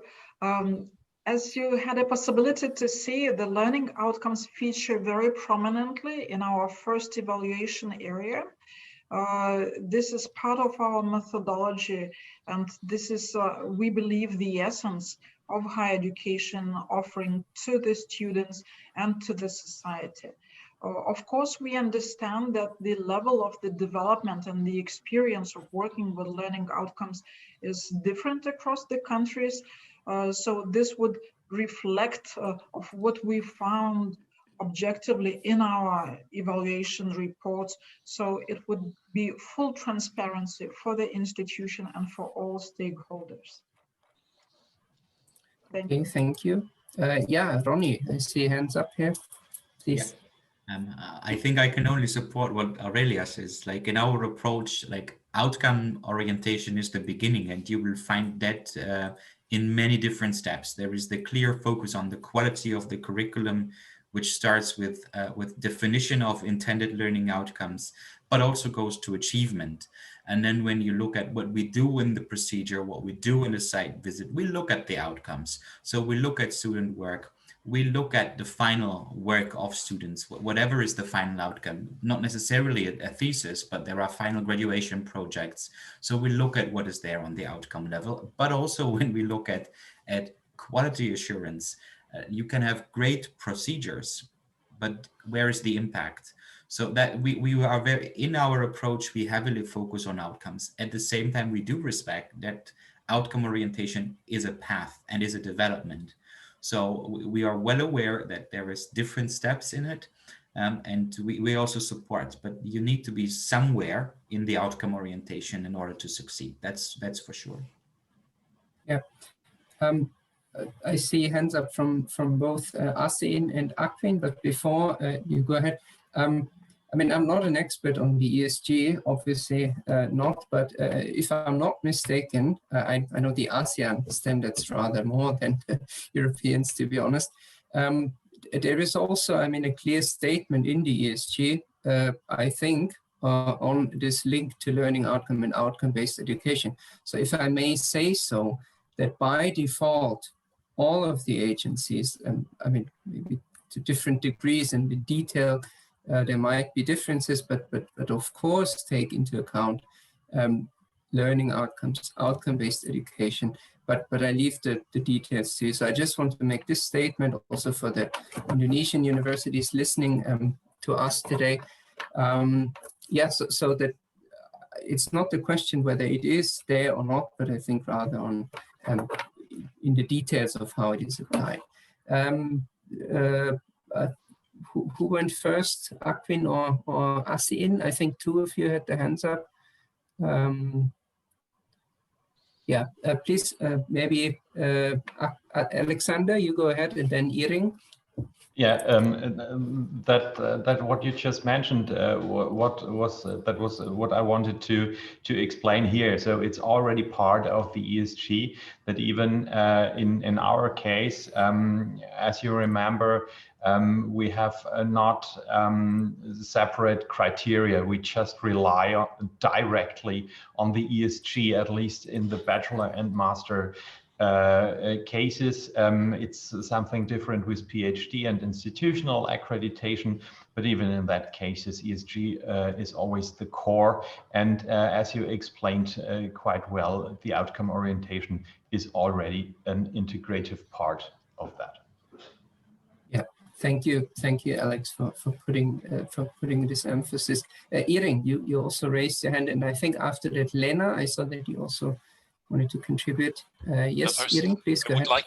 I think it's the most crucial question which has been asked today, and I have a different take on it, like some of the colleagues, because obviously what you mentioned rightfully is that the European standard and guidelines, but also for example in Asia, the Chiba principles, obviously they are having learning outcomes as an integral part. That's obvious. What we always thought as a professional disciplinary oriented agency is that that is not enough, because those European standard and guidelines apply to social science program, to medical programs, to history programs and engineering programs without making a difference. And that is why we, at least as an agency, have supplemented it since our founding in 1999. We have cooperated with international stakeholders, with university networks, with technical associations, with industry, to actually define learning outcomes for each single disciplines. That is the reason why, for example, there is the EURE system, the European Accredited Engineer, where the European engineering community, in addition to European standard guidelines, have written down on 4 or 5 pages, what do you expect of a bachelor in Germany, in Indonesia, in doesn't matter which country, what should a bachelor in engineering, what should a master in engineering, what should a PhD in engineering know? And I think that must be added to an accreditation process, because that is not only the basis, so to speak, for judging whether a learning outcome has been achieved, whether an engineering project has been delivered to the right degree. But for my personal opinion, it's the crucial, fundamental part to guarantee academic and professional mobility, because the people, either the receiving universities or the labor market, wants to know specifically, has a certain, so to speak, degree, field-specific degree has been achieved. So I simply wanted to add that if you look at learning outcomes, I think it's good to actually have a disciplinary approach to that, and also take this into account when it comes to issues of international mobility, especially on the labor market. All right, thank you. So I saw that Lena had her hands up before, so I would call on you first, and then I think the colleagues from Croatia. Croatia. So please, Lena, go ahead. Thank you. I just wanted to say the exact same thing that you and also Alexander from Akwin said, so nothing more to say. Thank you. All right, colleagues from ASE, please, and then the colleagues from Russia after this. Thank you, Sebastian. I would like just to add that the learning outcomes are maybe in our procedure one of the crucial standards in program accreditation. And I just would like to explain how our international panel members can check that. They check if the higher education institution provides evidence of achievement of intended learning outcomes. That in way that our panel members check examples of oral exams, seminar papers, project tasks, final thesis. Also, we ask to provide our panel members with feedback from graduates, from employers, and from alumni. Also, we check if the higher education institution procedures for monitoring student progress and if they regularly collect and analyze this student progress. Also, I would like to explain that also we check if higher education institutions have adequate mechanism for analyzing student performance, etc., etc. So we have very strict standards to check learning outcomes. I just wanted to add that. Hey, thank you. Colleagues from Russia, and after this I would probably also give QAA the opportunity, because I saw that you posted something in the chat as well. So maybe NCPA first and then QAA. Okay, thank you, Sebastian. I would also just several reflections on learning outcomes. So I would like to stress that learning outcomes are covered both in CHIPA principles and ESG, and NCPA approach is also the following, that we have some special criteria according to the assessment of learning outcomes. And in our site visit, we organize the meetings with the employers and the graduates who can assess the learning outcomes. As well, our experts also are assessing the feedback forms, questionnaires, and so this is really important and crucial for NCPA too. Thanks. Thank you. Alison, probably, I saw that in the chat you also posted something. Yes, thanks, Sebastian. Yeah, I think the approaches are obviously common across the agencies, because we will also look at the learning outcomes, how they are developed in the program, into the individual courses, and how they are assessed, and then obviously looking closing the circle with how the students are assessed, the grades and where they're assessed, and obviously again with the employers and the graduates to ensure that they do actually meet the employment requirements as well going forward. Thanks. Thank you for the contribution, Alison. And I think Antoine, I saw you wanted to contribute. I'm calling on you next. Just 1 second. Sorry, Antoine. Sorry. Just one thing I really want to stress also, and this may be just one message that I want to get across, is no matter what agency any of the institutions decides to go with, no matter what agency you choose for selection, for accreditation later on, you can be assured that, because all of the ones present today are in the ENQA, which means they do take into account learning outcomes and an outcome-based education approach. Of course, there are differences in the standards maybe, but these are details. What does matter indeed is that all of the agencies went through an ENQA review, and there is, dare I say, compliance with the European standards and guidelines. Sorry, Antoine, please go ahead now. Thank you, Sebastian. Now, only to add if needed that, of course, HFWS shared the European views, the opinion of other agencies about the importance of learning outcomes.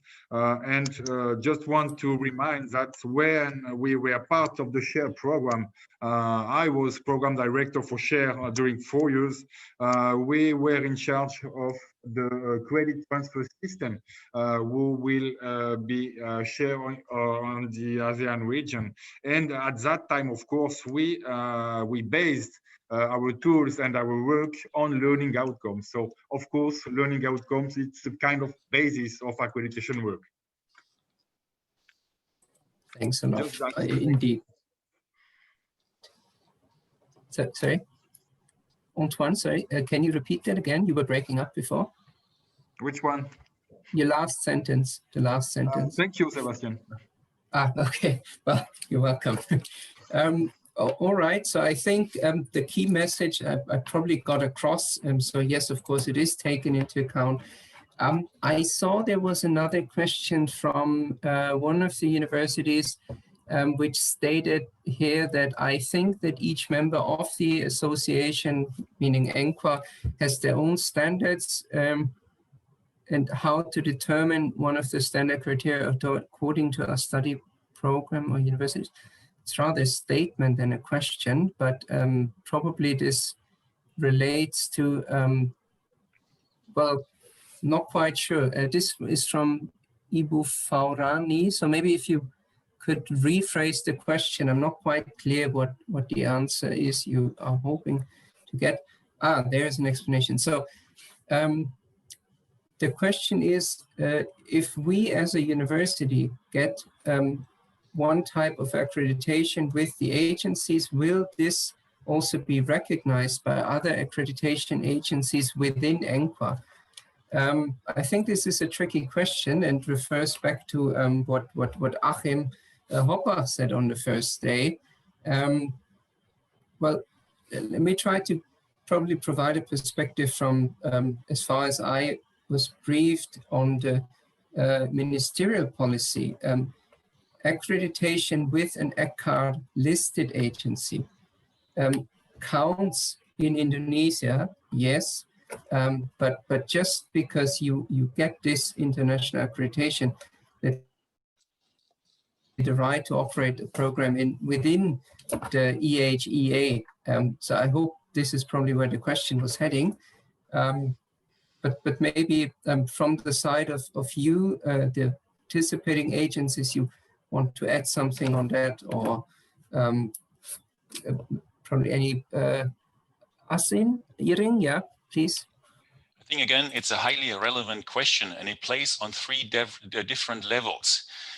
One is the level of state recognition, and that's the reason why the EQR has established the register. And for example, if now the German government wants to actually find out about the quality of an individual foreign degree, the new policy is now to actually check the TQR database and see whether a certain program from which an applicant is now applying to get his degree recognized, for example, in Germany, whether it's listed.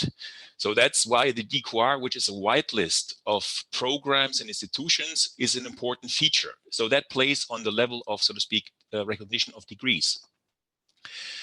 The second level, it serves as a reference for professional recognition. There are separate systems, and Azin is a member of those systems because we are a professional accreditation agency operating in fields which are close to the profession.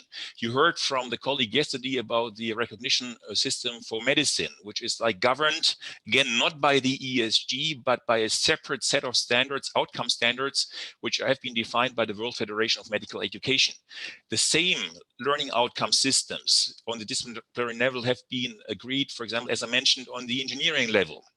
That is why there is a separate recognition agreement among agencies, for example, in the EURES system, where agencies from France, from Great Britain, from Germany, like my own agency, we agree that when we use the same disciplinary standards, we accept the accreditation decisions as equal to our own. So that's on the level of, so to speak, professional recognition, also used for mobility for professional cards, separate issue from the state recognition. And then finally, of course, universities, when they in a way are thinking about admitting Indonesian students who apply for a bachelor, master, and PhD programs, they will use, I myself worked for a long time in a foreign relations office of a university. At the time, to give you a practical example, I would get 1,000 applications of Chinese students. And me and my colleagues were sitting there. We did not have any information about the quality of the degree, whether it was like of good quality, maybe even fake degrees. So in other words, this whitelist, which has now been provided by the DQR, and I add in parentheses, I'm hoping that this feature will also be part of the EU Share project, so that there will be a complementary Asian whitelist, even on the global level. ENQA thinks about this. But anyway, this, so to speak, this register is providing a needed orientation for admission decisions. So again, in summary, three different levels. We talk about state recognition of degrees. We talk about like academic recognition in mobility, and we talk about professional mobility. And this has to be seen in a context. Very difficult topic. Absolutely, and you could have a whole conference on that. But I think there are, I saw that, Ronnie, I saw your hand, but I received a message also from Aurelia, and I think she wants to add a bit to the discussion. So maybe Aurelia first, and after that, Ronnie. Yes, thank you very much. This was a very good question about the where is the authoritative source on trustworthy study programs.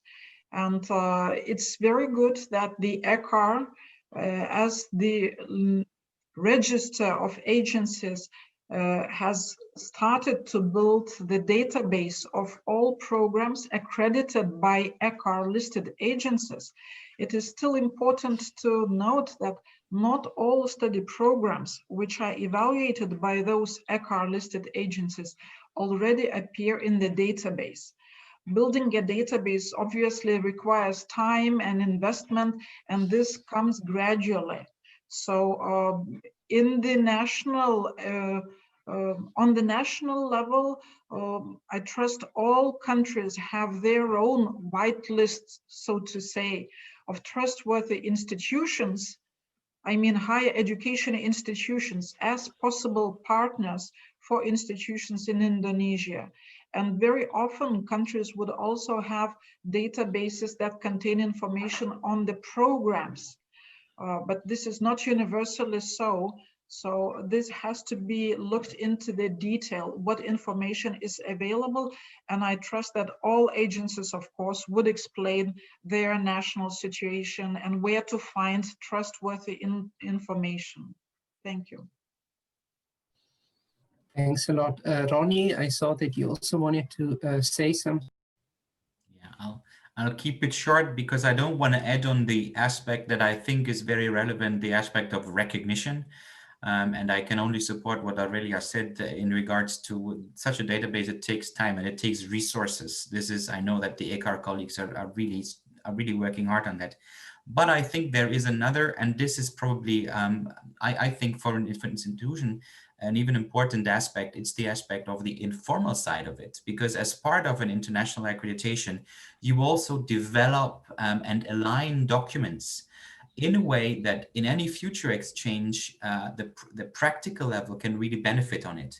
So when you do not only look at the official level of recognition, but you look at enabling mobility, transfer amongst systems, you basically develop a set of documentation that then is comparable and much easier accessible to institutions outside.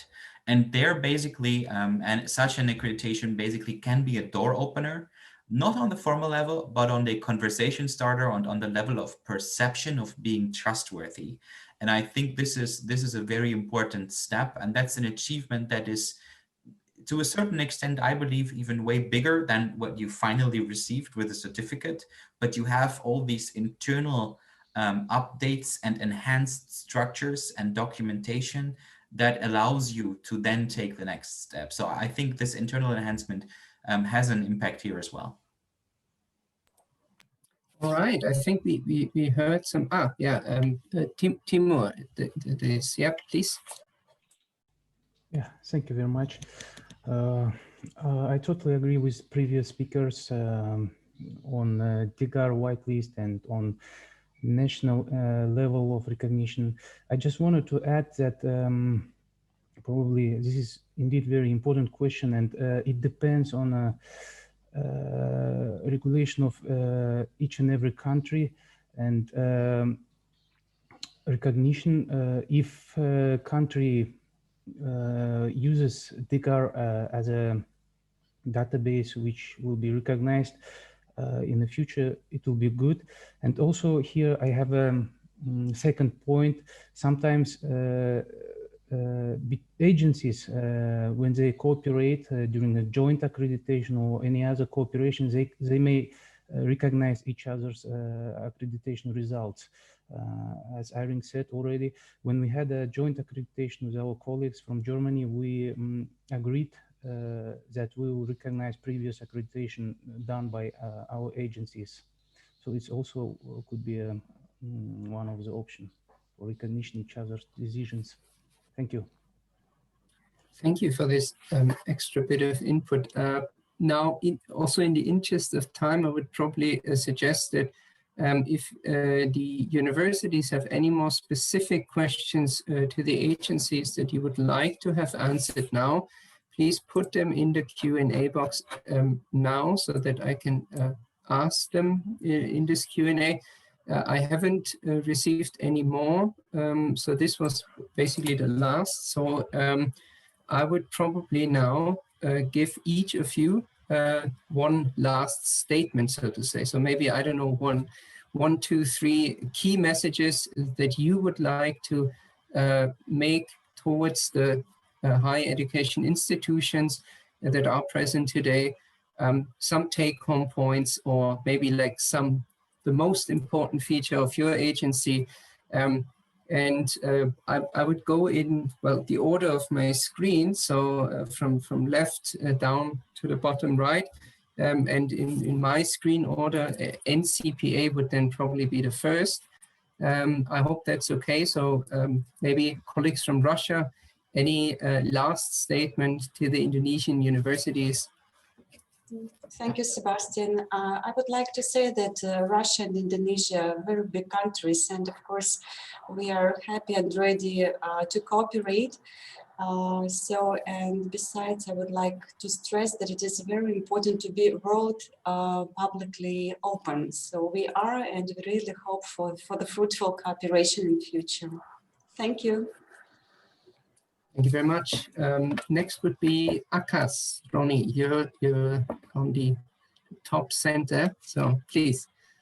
Perfect. Thanks, Sebastian. Well, let me reiterate. I think we're very open for the cooperation with the Indonesian institutions. Our approach is very much a partnership approach that believes in enhancement, while we're at the same time also looking at the achievement of well-defined standards that are accepted across Europe. I can only support that, being an agency that works in all different fields and takes the non-disciplinary approach, respecting the diversity in the system. Thanks a lot. Thank you, Ronnie. Important message. Before I move on to the colleagues from Croatia, maybe just one point. There was a specific question to Akwin on the clusters, and I would just answer this now because I saw that Alexander already put it in the questions box. How many programs would be maximum included in a cluster? And I think the answer was 10 programs is usually the maximum. So this would answer the question that I saw here in the questions box. I hope this is correct, Alex. I see nodding. Very good. Yeah. Usually, in some cases, it could be a bit more. It depends on the programs that are related together. When you have a bachelor, master's, and PhD fitting together, then it could be more. But there should be a limit, of course. I think 20 or more programs, it doesn't make much sense to cluster.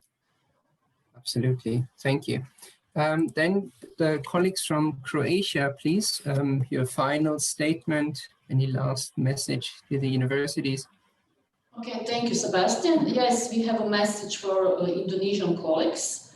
If you choose Croatian agency for accreditation, you will get not only very quality final report, you will get the report from our international experts, which will serve you as some of consultancy service, emphasizing your strong points and encouraging you to further recognize your potentials for improvements and enhancement. Also, for the end, I would like to add that Croatian agency have very knowledgeable, dedicated staff who will guide you in all steps of accreditation process. Thank you very much. Indeed. All right, so I would probably now provide the floor to... Yeah. Hello? Yes? Sorry? Yes, Iring? Okay, to the colleagues from the United Kingdom. So Alison, probably any message that QAA would like to take to the universities before we... Thanks very much, Sebastian. Yes, thanks everybody for being here for the last 2 days and listening to all the presentations. And obviously we offer a very similar service. We're all working with the European standards and guidelines. From our perspective, we've worked closely with Indonesia, and we've had a partnership with Band PT for a number of years. Over 25 years experience as a quality agency with an international footprint. We can offer both the institutional level review and the program level review. Subject and any subjects in the vocation areas we can cover through our range of specialists that we have across the UK and internationally for peer review. So please be in touch. Thank you very much. Thank you very much, Alison. Next would be in my order, Aurelia from Lithuania. So any key messages that you would like to take forward? The messages are two. The first message is that quality is a road to travel, and we are open to help you travel this journey. The second message is that there is no perfect quality. We understand this as an agency very well. We put our all heart, knowledge, and efforts to do a very worthwhile process. And we believe that institutions put their heart in this process for the benefit of students, the society, and everybody involved in this. Good luck. Thank you. Very well said. Very poetic almost. Next on my list is Hatcheres. I see two colleagues, either Antoine or Michel. Both of you who would like to say something. Maybe both, but I will start. Just reminding that France and Indonesia have a strong cooperation since years in academic and university cooperation. Hundreds of Indonesian students are going every year in France to follow their study programs. We have more than 200 agreements between French universities and Indonesian universities. We organize each year the joint working group JWG between France and Indonesia. The next one will take place, inshallah, in France and will be nomor ke-12. Just to finish saying that HCRS will be really happy to start working with Indonesia on accreditation of programs. It will be a new form. HCRS is really happy to start in accreditation of programs. And Michelle, I think you also wanted to say something. Yes, okay, thank you. Thank you. So I would like to state that we have to offer a worldwide experience in institutional level, program level too. We offer really a tailor-made approach, step by step along the way. At the end of the day, we'd like to offer useful recommendation for enhancement, of course, really in this individual approach. Thank you. Right, merci beaucoup. And I think now Aquin, Alexander. Yeah, as you all know, there is a broad variety of different higher education institutions, each of them with its own particularities and its own type of quality culture. And this is true for the accreditation agencies as well. So what would be our hope from this meeting is that each institution finds a suitable agency for their needs. Yeah, that's what we hope for, and this is what we can offer, of course, in even as I said before, in tailor-made processes for you. Thank you very much. Thanks a lot, Alex. That's a really important point that I also want to stress again. I mean, as you all know, this meeting is this workshop is also recorded. And you know that the Indonesian higher education sector is a very large one, with almost 4,500 universities. I mean, obviously we cannot cover all of them in one call, there's a limit. But this information will be provided. It will be in the DICTI, the ministry database.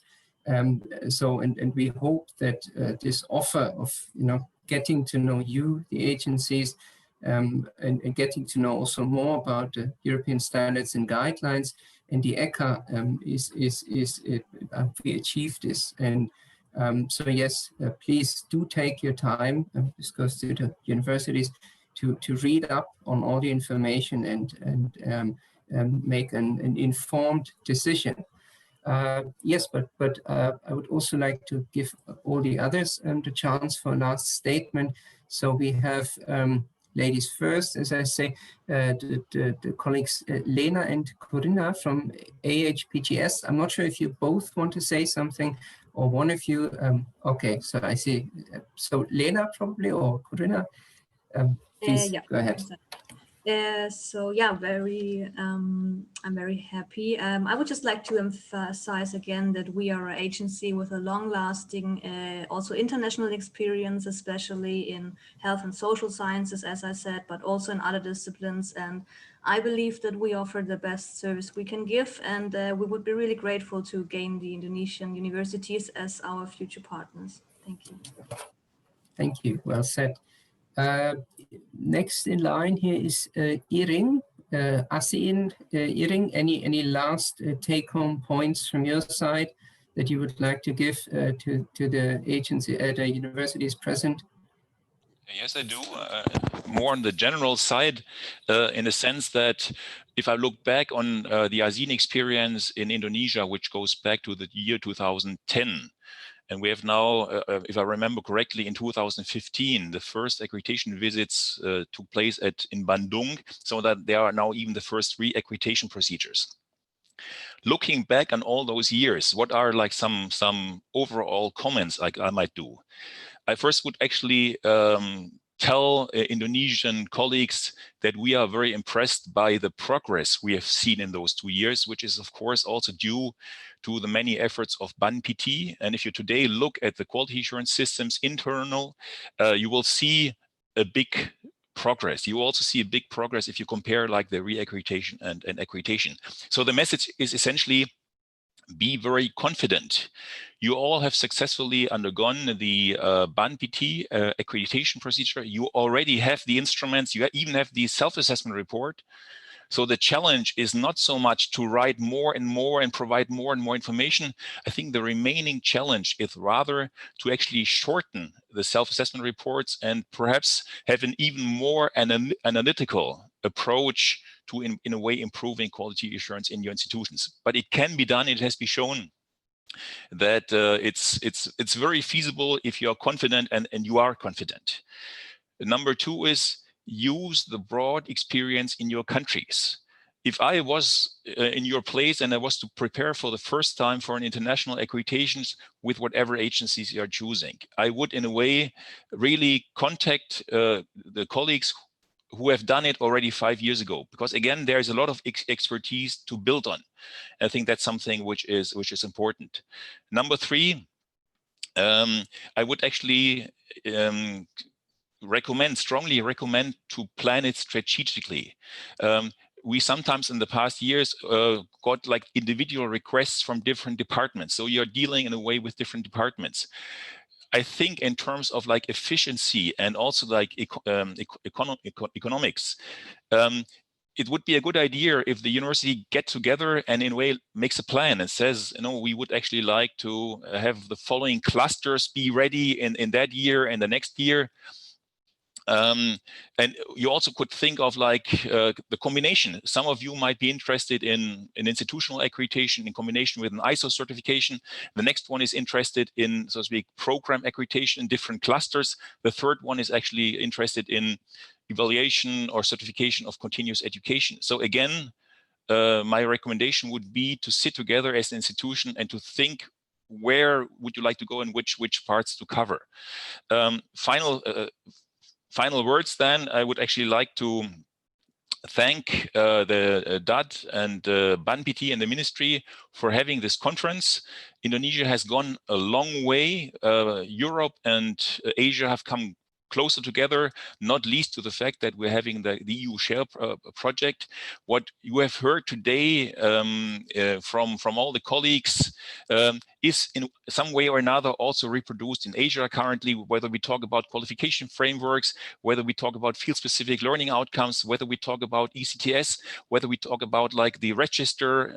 So we are growing together as a community of higher education agencies, higher education institutions and agencies.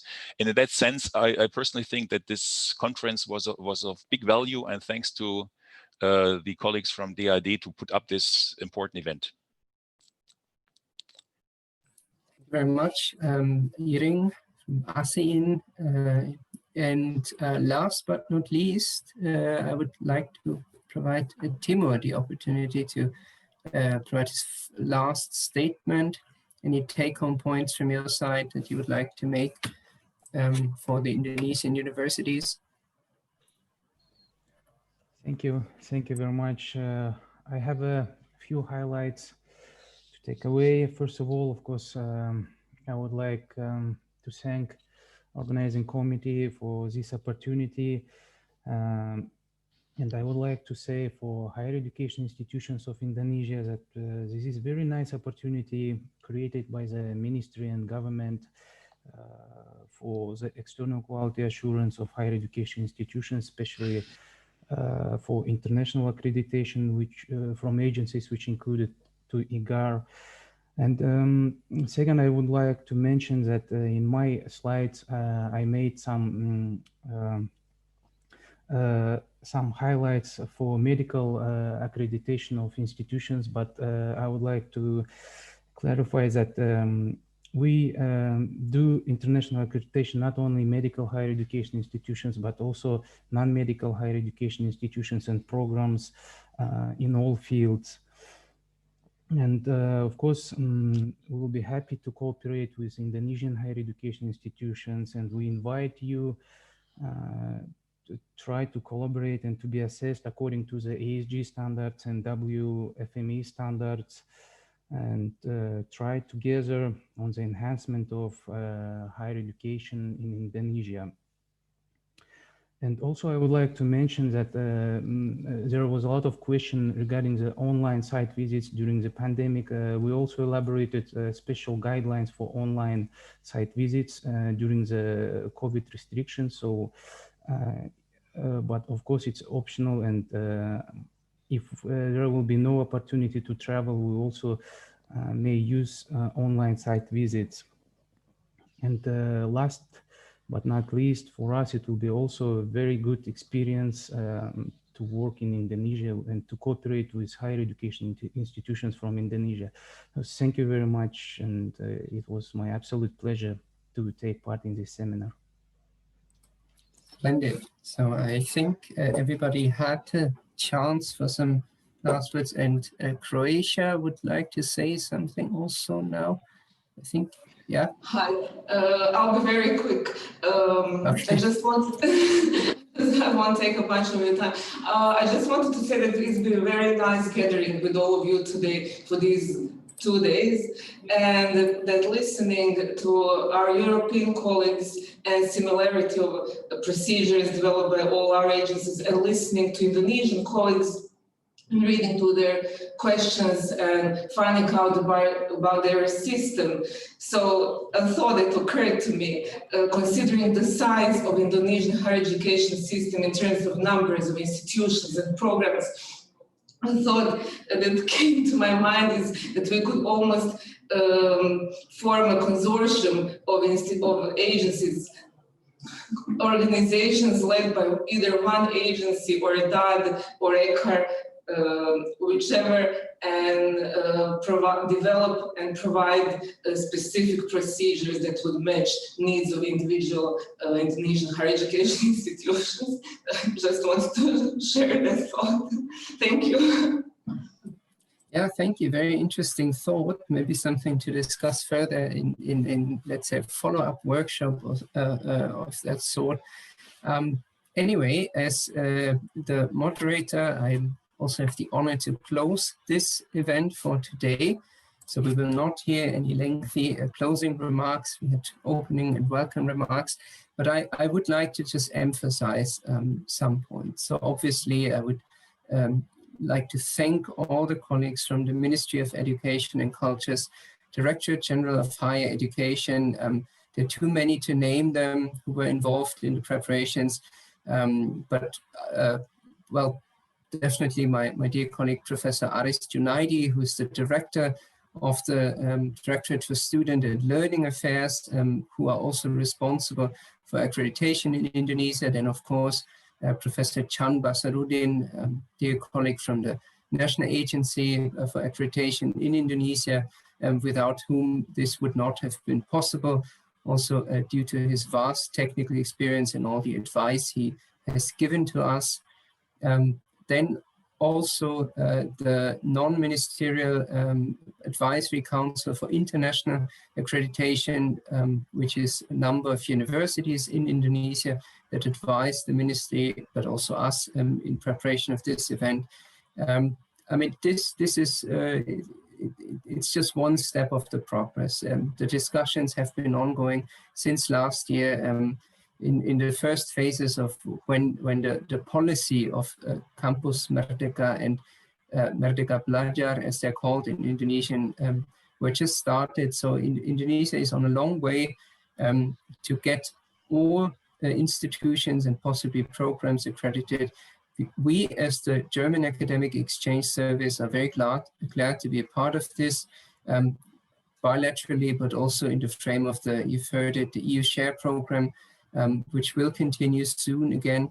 And I would also like to stress that obviously there is only so much we can do in 2 days, but I would really like to encourage the universities to get in touch with the agencies, ask questions about, well, whatever you have in mind, and also spread the word that what kind of agencies there are that are listed in ENQA. I mean, it's as simple as going online and checking the list of agencies that is registered there.